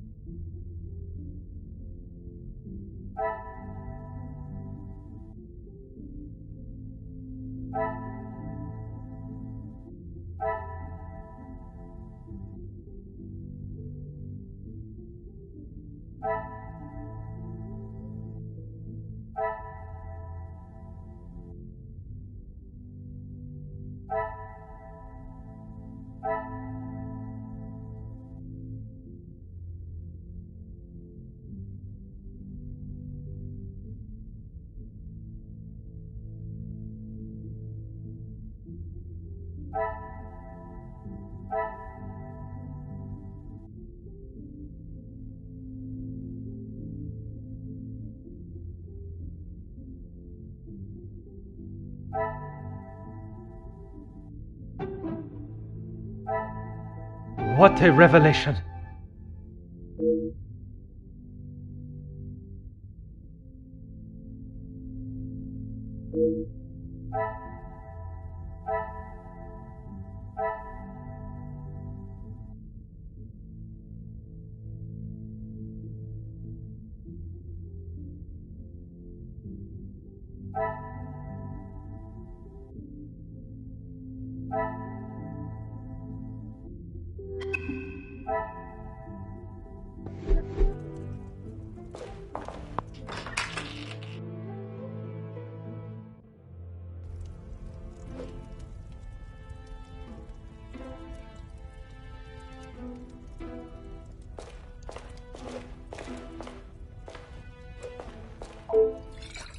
Huh.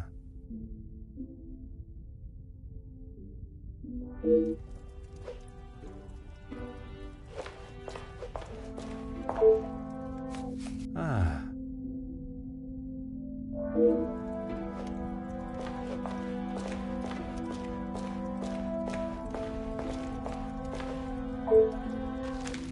Huh.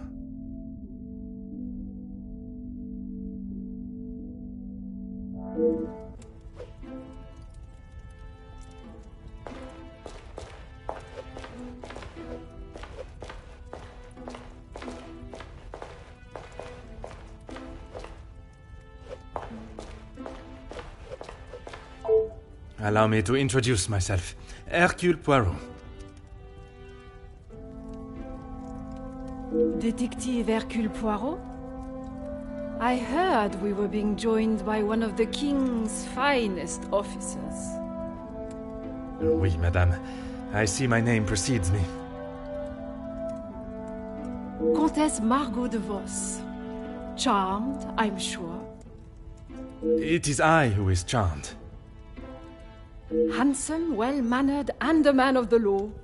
I did not expect such a fine caliber of gentleman at this party. Comtesse, your compliments are enough to make a young detective blush. I fill my time mostly with charity work. The number of those less fortunate only continues to grow. How very admirable. One must remain humble. I have been a close friend to the Van den Bosch family for, well, heaven knows how long. You must have known the late Viscount, then. Indeed, we had been friends since our school days. His passing was very hard on both Cassandra and young Angeline. I became a sort of protector of them both after his death. A guardian angel, if you will.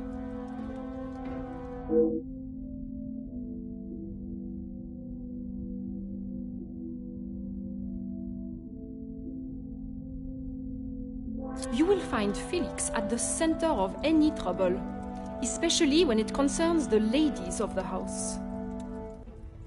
I understand he has made himself quite at home here. What an understatement. He thinks his friendship with Cassandra entitles him to anything and everything in the house, including certain opinions of how young Angeline lives her life. He does not approve of Monsieur Demire?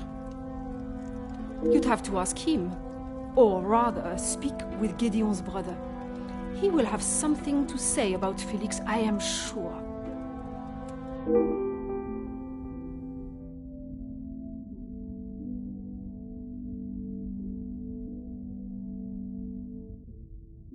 A strapping young man. Angeline has found herself a good one.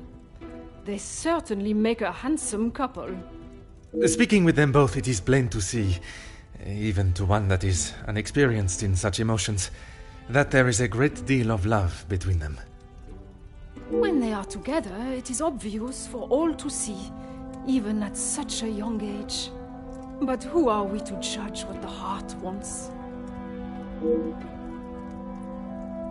He would say that. I mean, financially, yes. But what else does that man have to offer? I cannot imagine Madame Vandenbosch would be one to request financial help. After Edwin, the Viscount, died, the family was left in a rather unfavorable position. She wasn't requesting, chérie. She was begging. I see. Let's just keep that between us. It's a rather sore subject for her.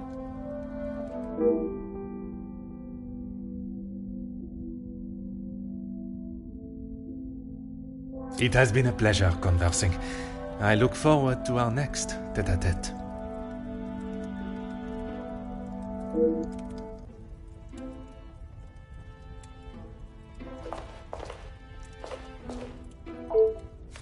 Huh.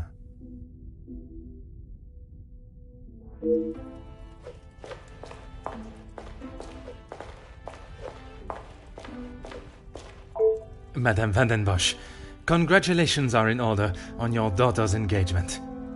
Thank you. And you are? Detective Poirot. I'm sorry, the name eludes me.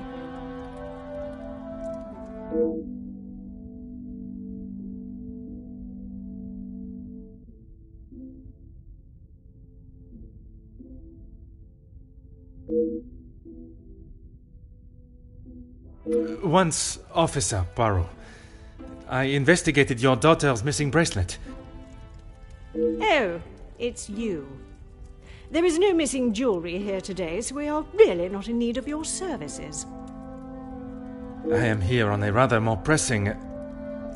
I know why you are here, officer. Detective, whatever you are now. Please, just get on with it. Detective, and I promise not to keep you too long.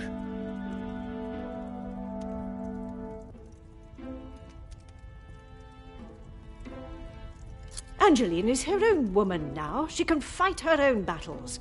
She does not need her husband to be stepping in. And what battles would they be? Nothing that concerns you, detective.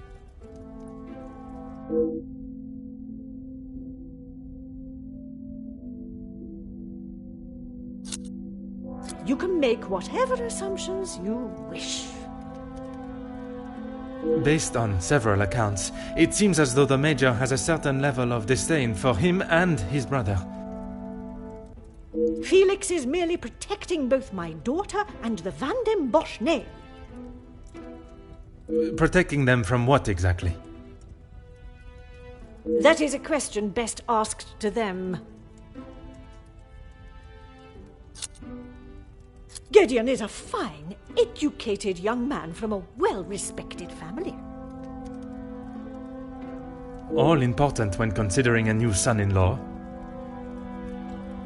A good home and education speaks volumes about a man.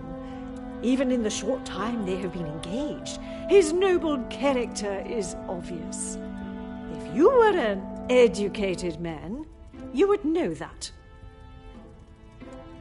I can assure you, madame, my education is not one to be sneered at. And yet you remain a mere detective.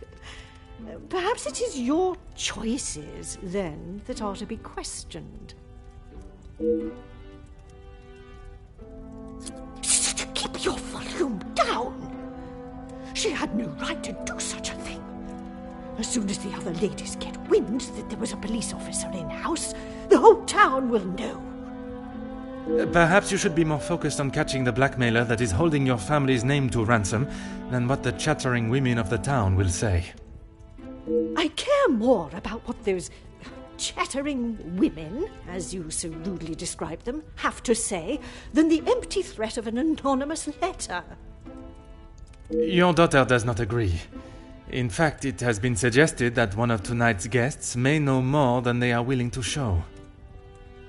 The guests? You mean our friends? You can't honestly believe one of them would be so petty to send a letter like that. Oh, officer, you have not changed. I suppose it is only polite to say you're welcome. Madame is as quick-witted as I remember. What a shame there is nothing as memorable about you but your lack of respect.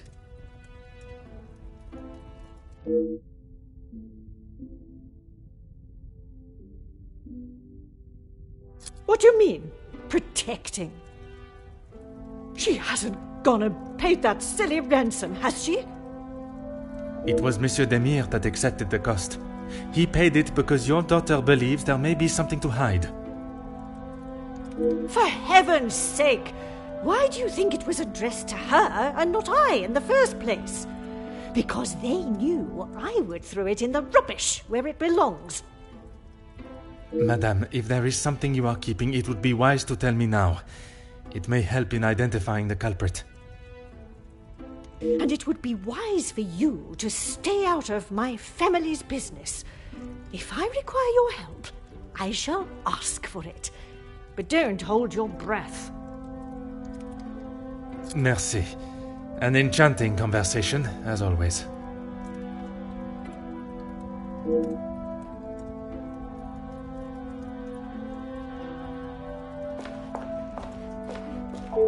Monsieur Demire, we meet again. What did I tell you? Call me Zach. You found your room all right then? I did, and a charming room it is. I don't know if I would call mine charming, but if I drink enough, it won't matter. That's okay. At least you actually care. Not like most of the others here. I'm the groom-to-be's older, more handsome brother. Ah, oui. I see the resemblance now. How wonderful that you can celebrate this occasion together. I'll stop you there. The only wonderful thing about this celebration is the free food and drink. You are not pleased for your brother? Angeline seems nice enough, but marriage is not for me. What is there to gain from tying yourself to someone for the rest of your life? Besides the money. Recently, not a great deal. Well, except for enjoying myself. I was once a field medic in the military. But those days are over. A noble occupation. Did you not want to make it your career? It wasn't my decision to make. I certainly don't miss the battlefield, that's for sure. I'm sure he's fine. You don't need to worry about him. Always the knight in shining armor, riding in to save the day. Saving the day from who, exactly? Well, if Gedeon is the knight in the fairy tale, Felix is the dragon. Felix the Major. Ha! Always there, thinking he is better. Just because he was a major. We all know how he got there. In his mind, that puts him at the top of the chain.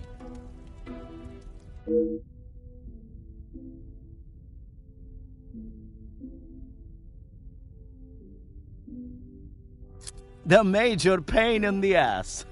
Why should I? It doesn't take a detective to work out the sort of man he really is. You must have seen it, right? I have my own history with the Major, but that is a story best not told. I think it's a story best told now. It can't be any worse than what he did to us during the war. You fought together in the war? We were on opposing sides.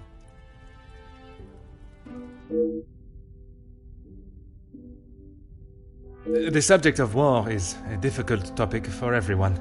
Perhaps it is best to discuss something else. If you had seen what I have, what he has done, you wouldn't side with him. I am taking no sides, monsieur. It is just not conversation fit for a party. Gedeon said they were the majors, but I didn't think he would miss just one. Ah, it was you that took the cigar. Pfft. Me? Okay, detective, you twisted my arm. It was me. But I didn't even get a chance to smoke it. Gedeon snatched it out of my hand. I'm sure he could afford to replace it.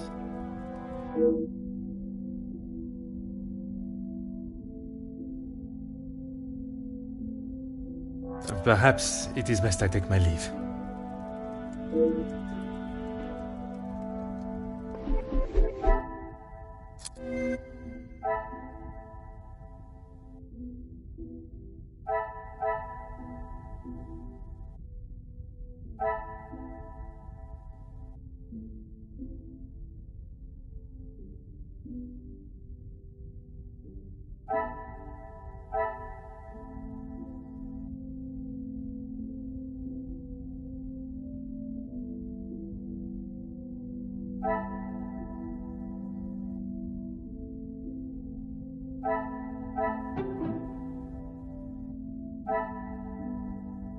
I must act on thought and fact, not...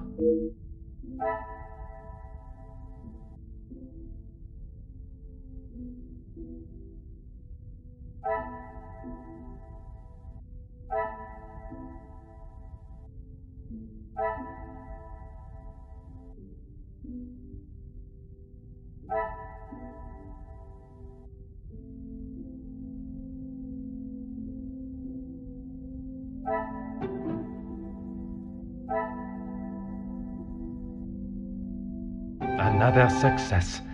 I never doubted myself.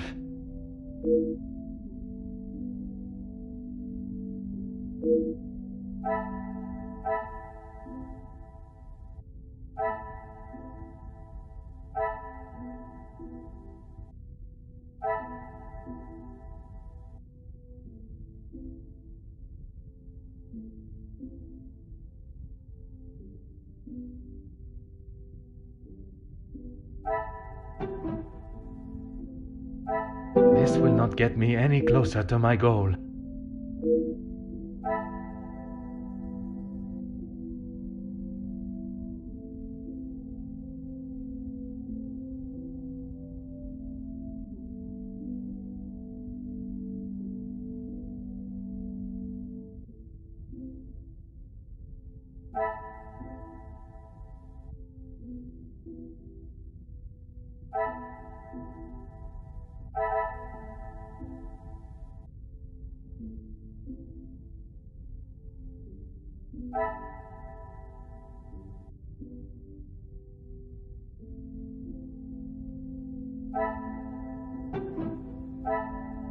Some would say lucky guess, I would say a moment of genius.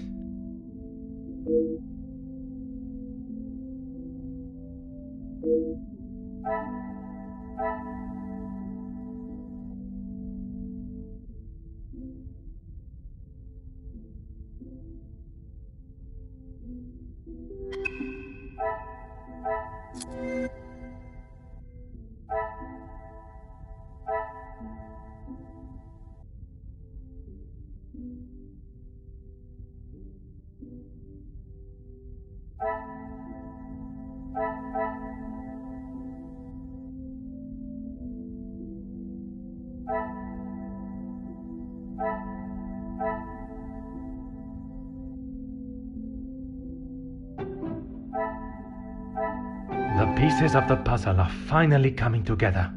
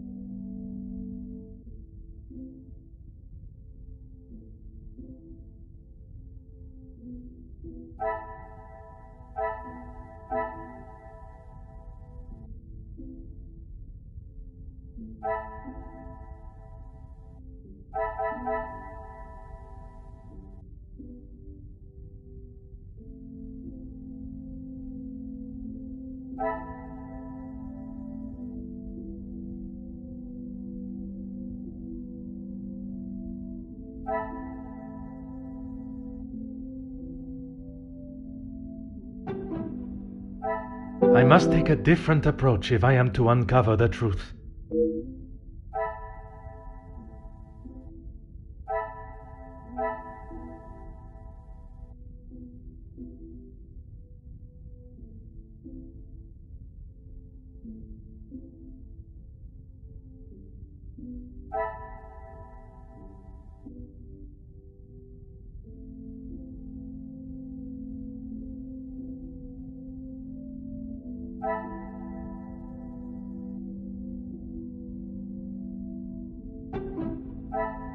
Come, my little grey cells. We must think logically.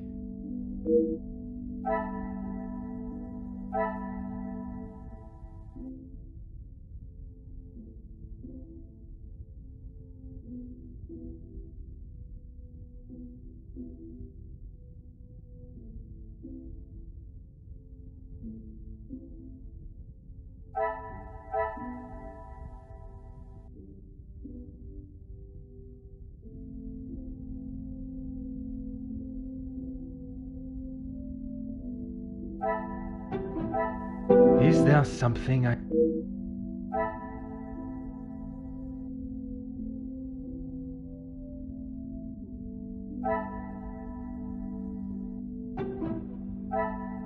Another success. I never doubted myself.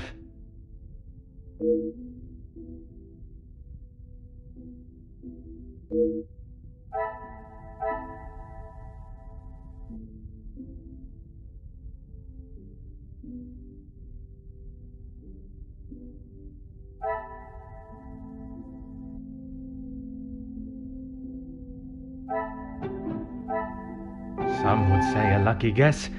I would say a moment of genius.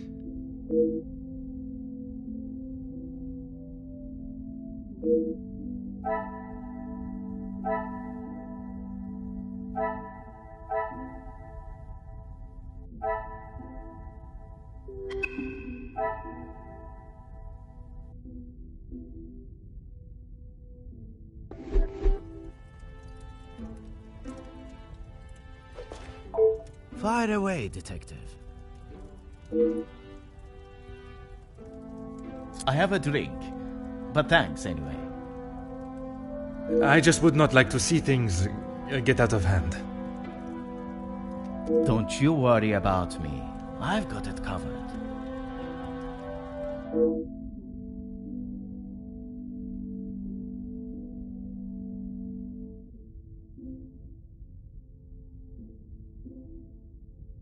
Perhaps it is best I take my leave.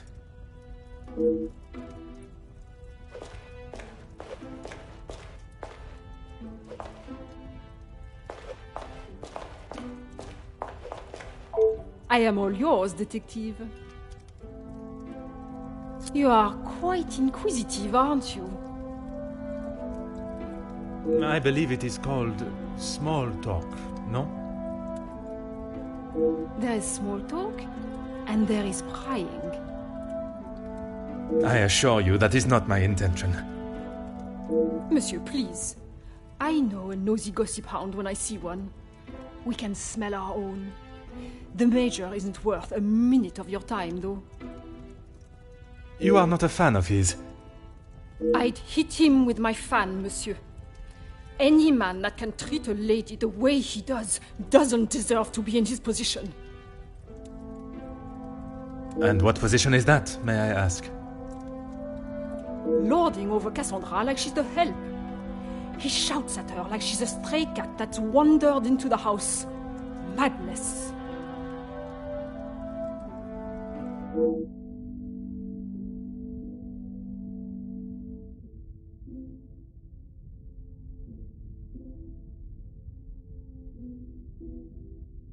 It has been a pleasure conversing.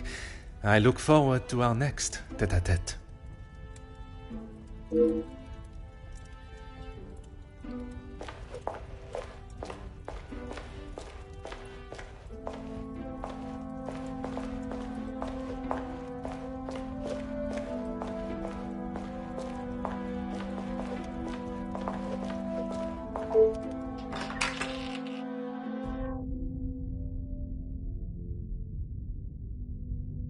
Van den Bosch residence, how may I help you?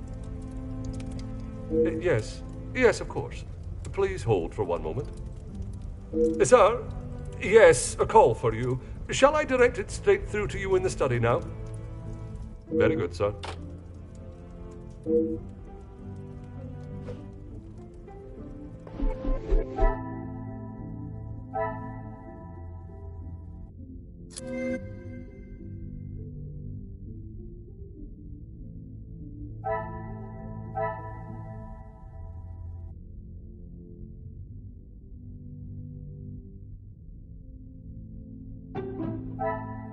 I must take a different approach if I am to uncover the truth.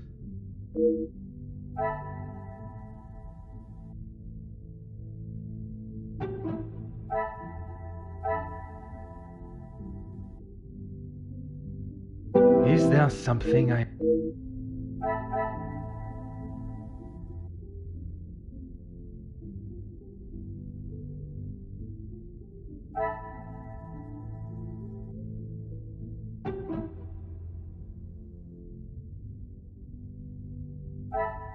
What a revelation!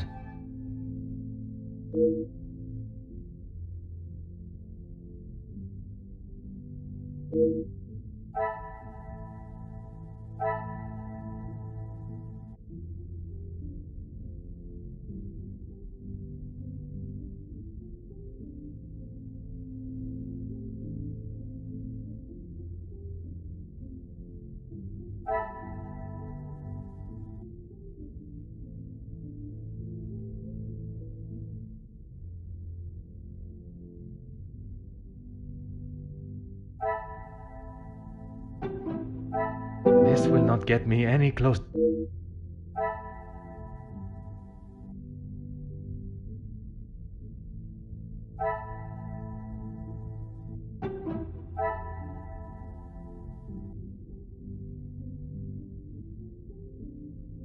I must act on thought and fact, not on impulse.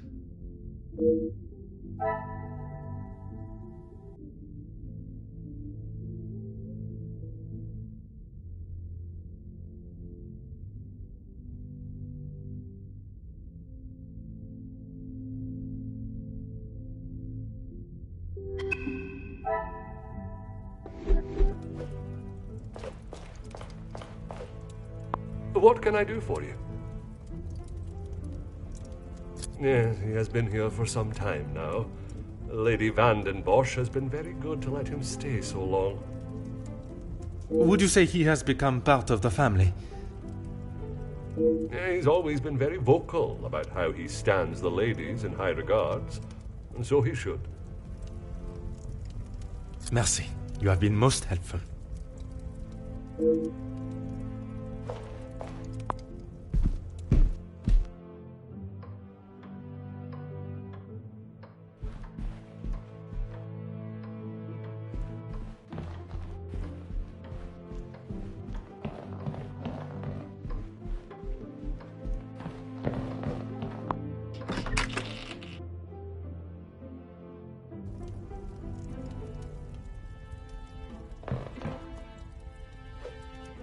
Is there something else you need?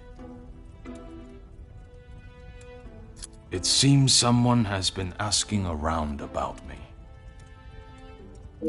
Only polite curiosity, I can assure you. Well, you would be right. Although working with the Viscount caused me much less grief. Grief, monsieur? Let's just say we didn't always see eye to eye. And if neither side is prepared to back down, there is a problem.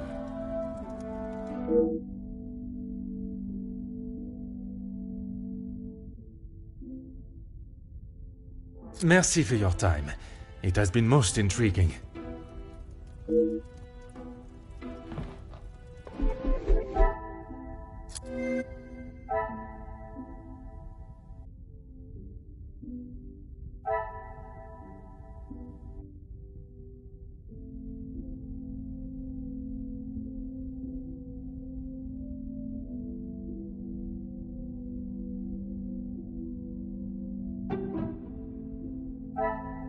Come, my little grey cells.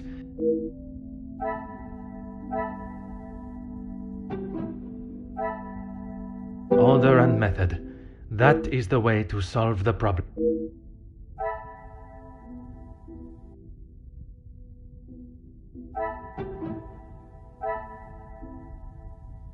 I cannot see the logic in this.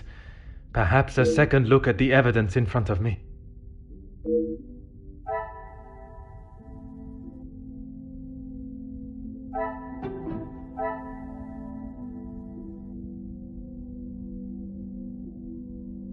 Magnifique.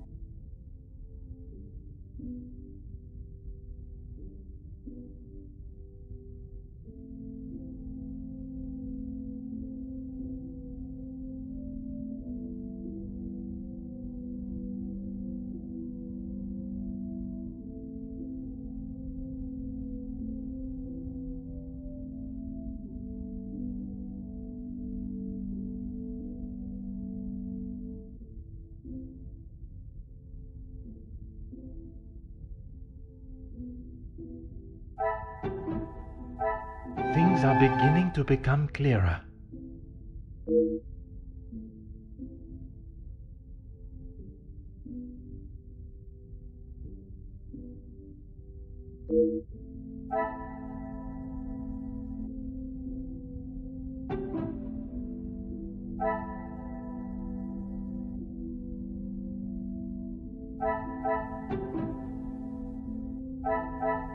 I should not be surprised by my own skills of deduction.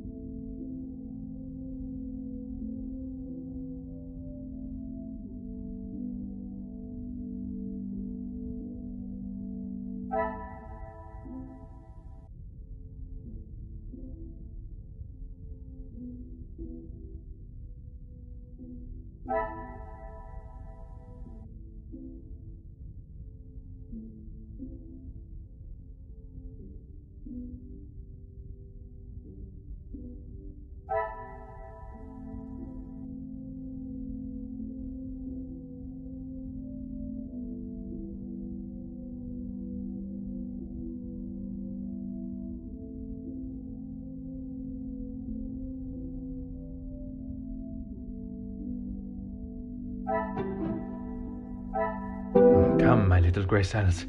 We must think logically.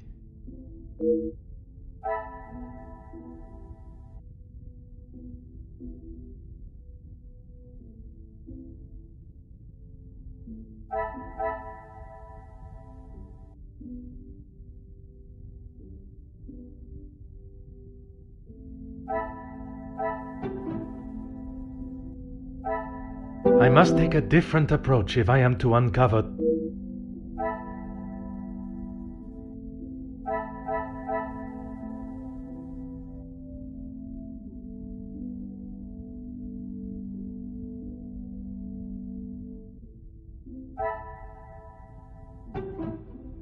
I cannot see the logic in this. Perhaps a second look at the evidence in front of me.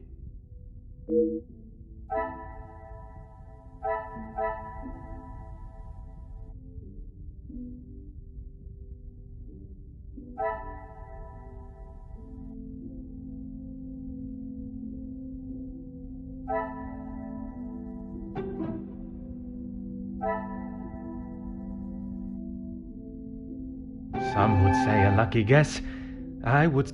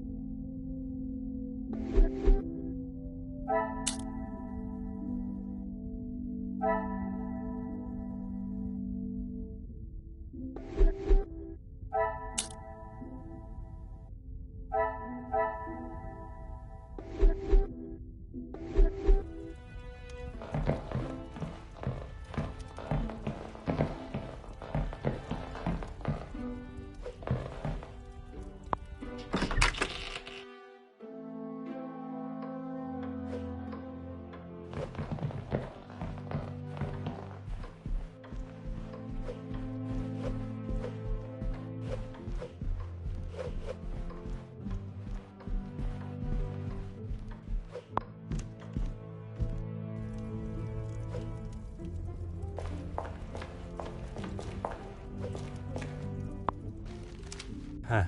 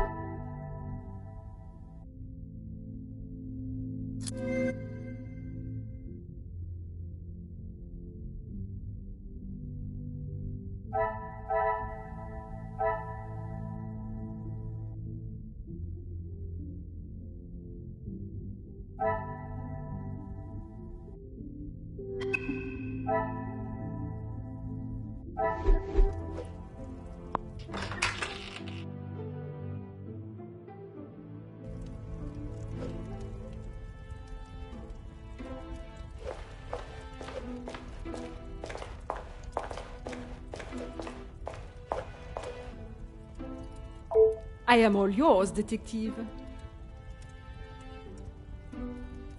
Work with?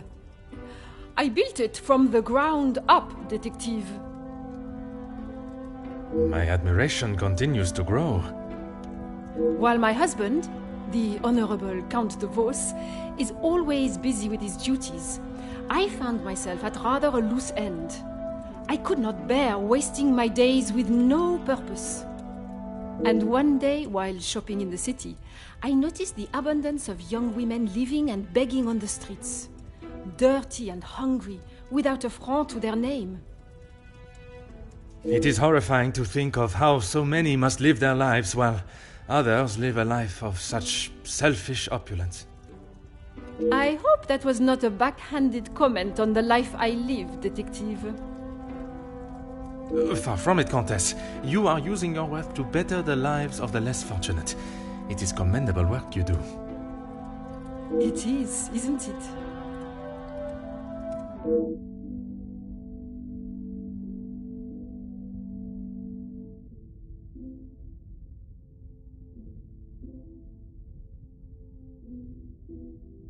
It has been a pleasure conversing.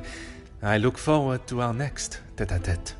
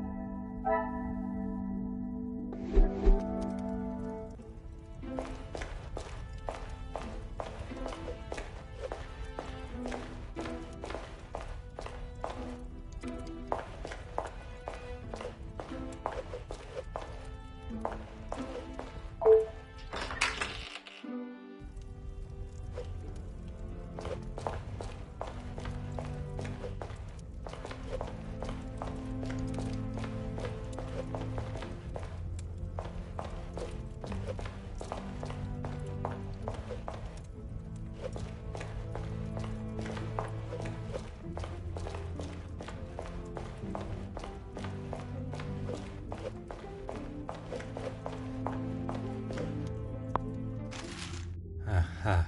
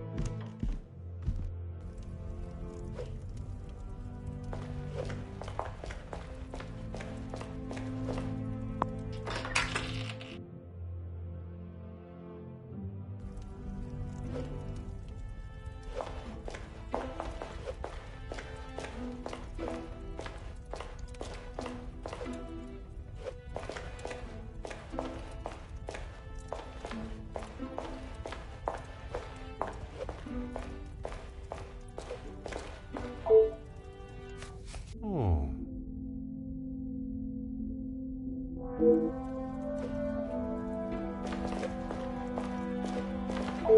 Let's make this quick, Detective. Locked? That is absurd! They should be constantly coming back and forth from there if they are hiding from their work again. What is it you want in my staff area, anyway? I only mention it as I was hoping to speak to some staff members. But if they are busy... Be a good fellow and make sure they aren't slacking off in there. It shan't take you long.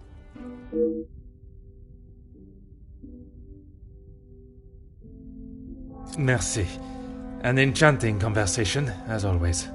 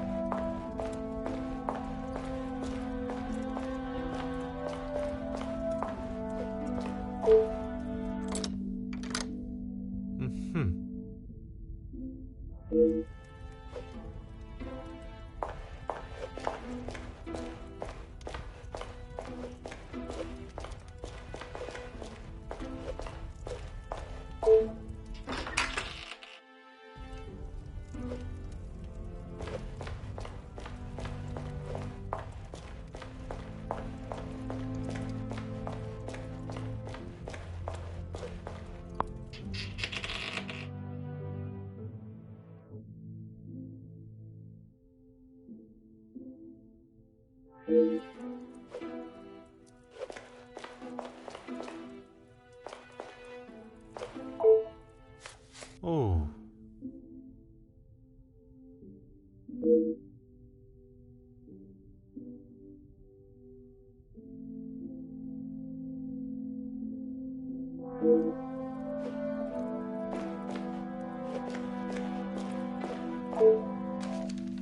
Oh.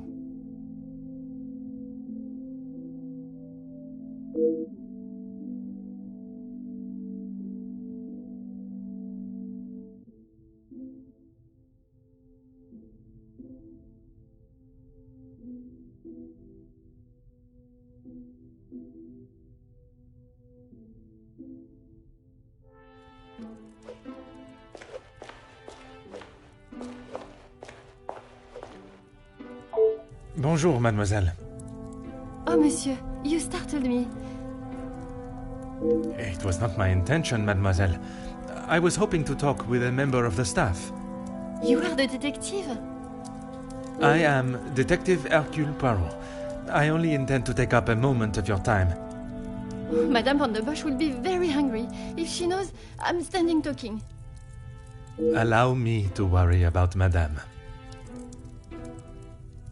Inga Frank, detective. From the Norse god of peace and fertility. A most beautiful name. Merci. It was my grand-mère. Oui, detective. Madame was very clear on what was to be prepared for today. Well, everything looks exquisite. But if I may be blunt, would you not benefit from some more hands? Monsieur Archie knows how busy we are, especially in the kitchen. I hate when I have to run service. Merci, mademoiselle. I shall leave you to your work.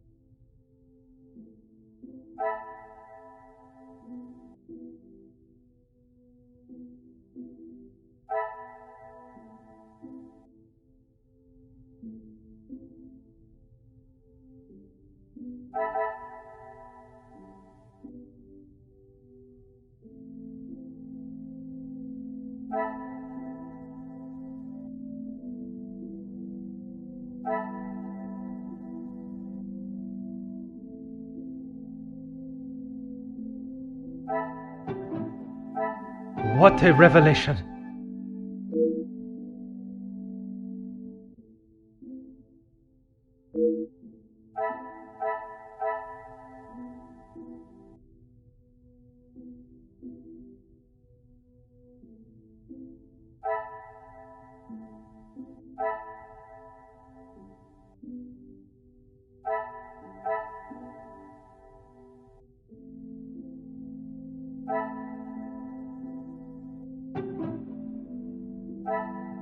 I should not be surprised by my own skills of deduction.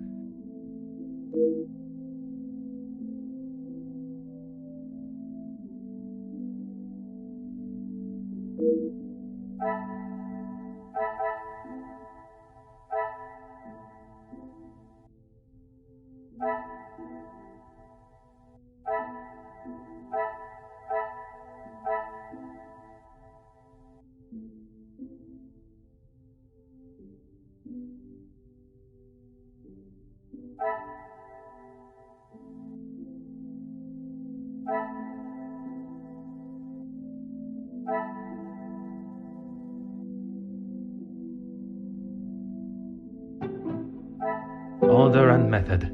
That is the...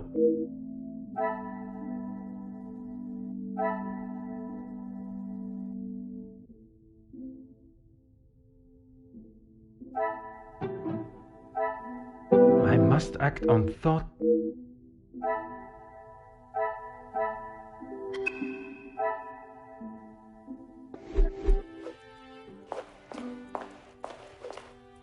Oui, détective. I am at your service. That is not for me to talk about, detective. If Monsieur Archie found out I had said anything out of turn... I am not asking you to betray your fellow staff or the family. What is said between us remains that way, mademoiselle.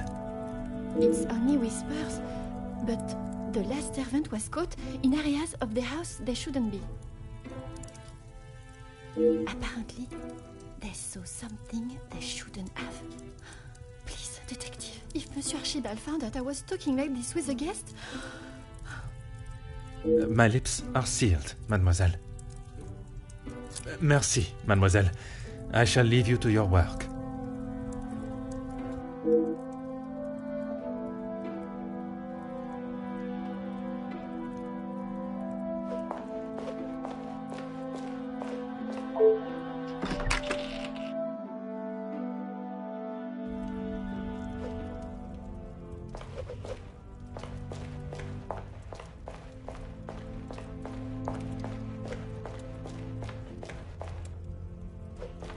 What can I do for you?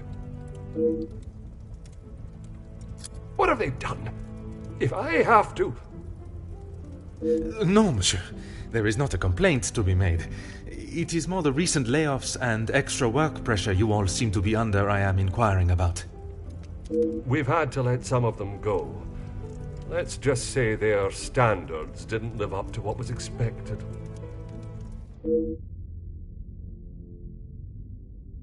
Merci.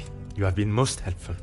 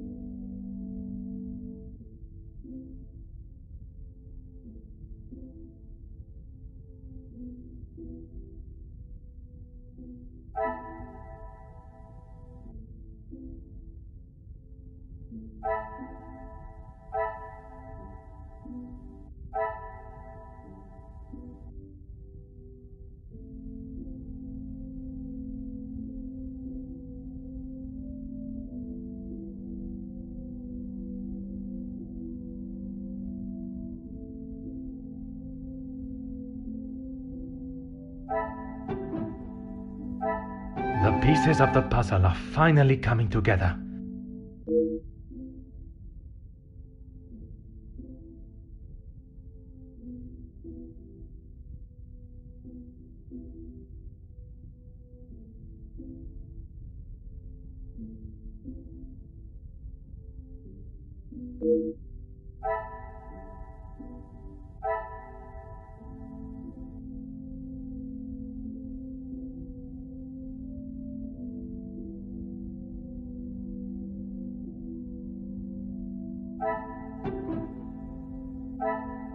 Is there something...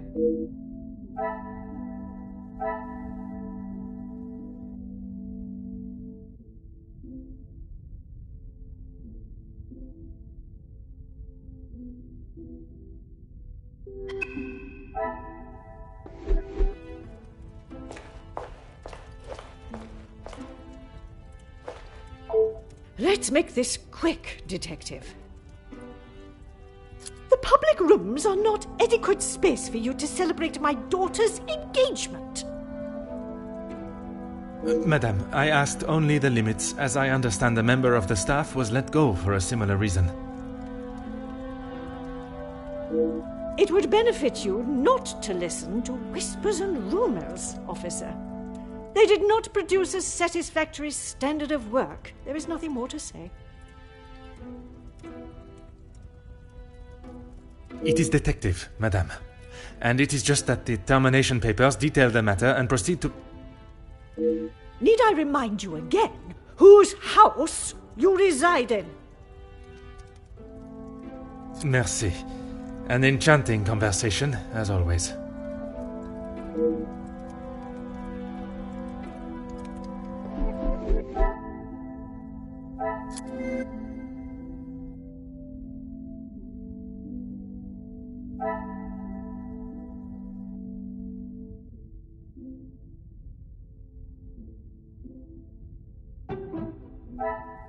Things are beginning to become clearer.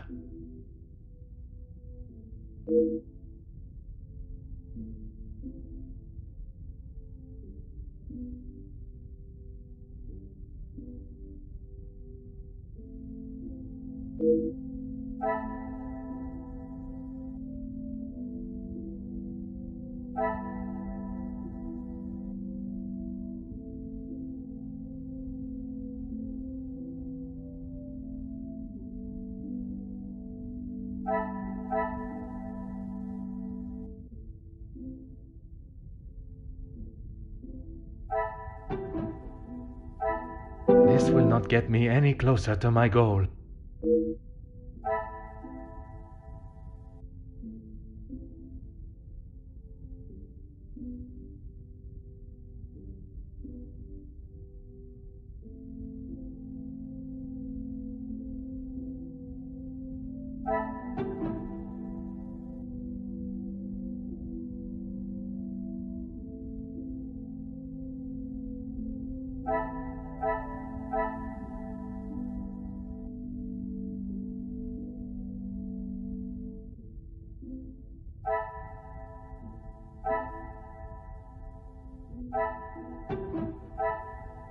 Magnifique.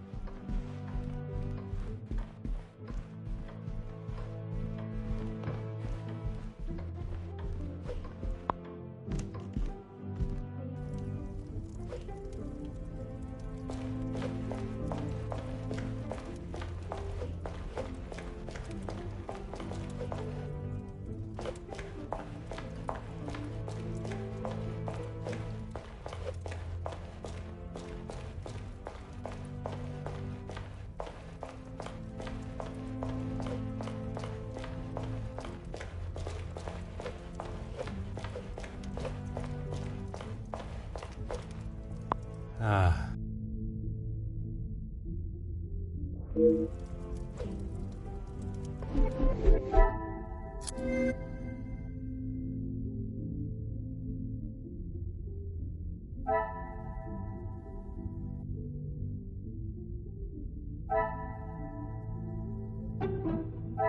Another success. I never...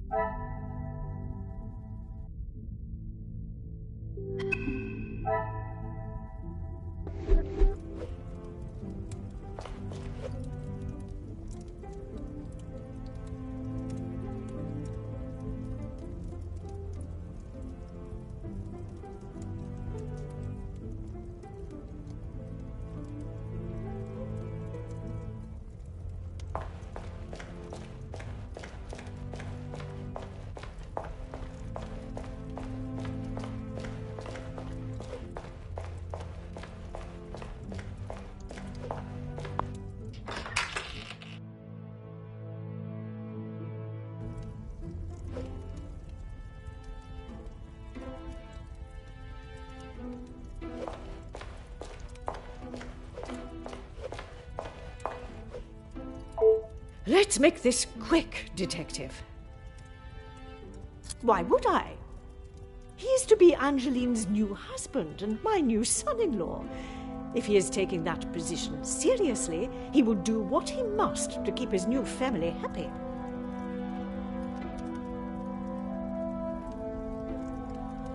And to you that means paying ransom money? It means doing what he must to protect his wife and his family name.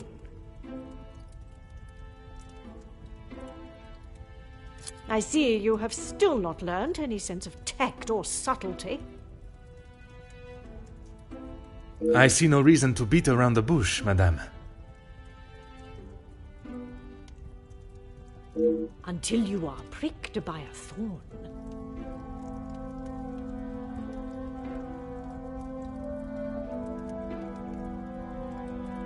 And until that day, I shall continue with the method that best serves me.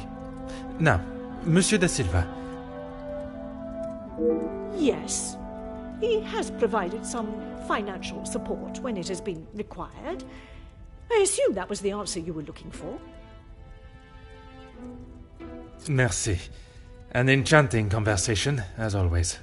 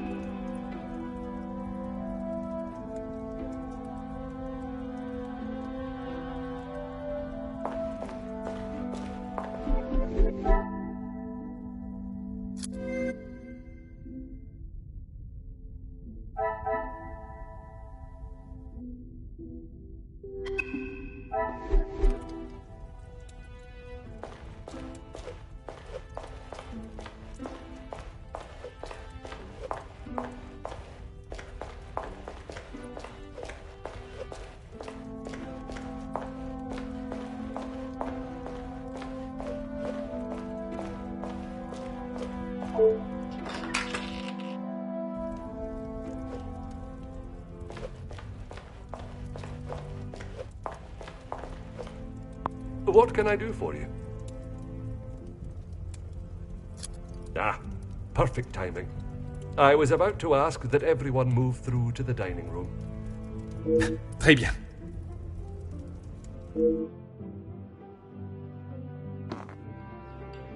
Yes, Maman. Perhaps Turkey. I would love to see my beloved's homeland. I'm sure we will decide on somewhere. Perhaps where we are both yet to have visited. It was my crowning achievement. I am not so sure you workers would agree. Are you sure? I've definitely seen your face somewhere before. I do not believe there is another that resembles these features, or brains, at least. I've always liked the idea of sailing the West Indies. In that heat? With your complexion. Okay, but you lived in the capital at one time. Oui, mademoiselle. I spent much of my working life there. Maybe sleeping off half a bottle of whiskey. Let us not be so blasé with our opinions, brother. If you ask me, I don't believe anyone did.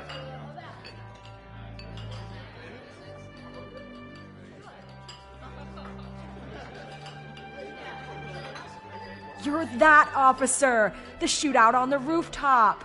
Your face was all over our front page! It seems it is not only I that possesses great skills of deduction. You... Please, come quick! The Major has been murdered in his study! Messieurs et Mesdames, I am Detective Hercule Poirot of the Belgian Police Force. I ask that you all remain calm and in your seats. I shall begin my investigation immediately. Monsieur Sterling, please, lead the way.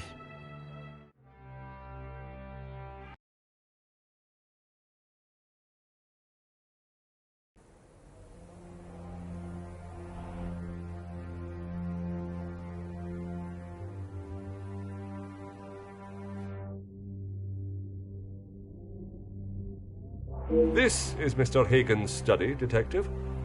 Would you like me to stay?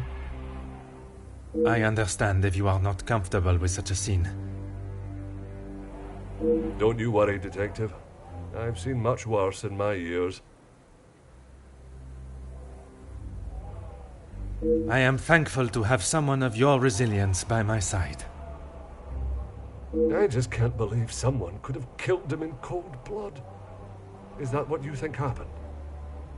I admire your faith in your fellow man, but you will be surprised what someone will do when they feel there is no other option.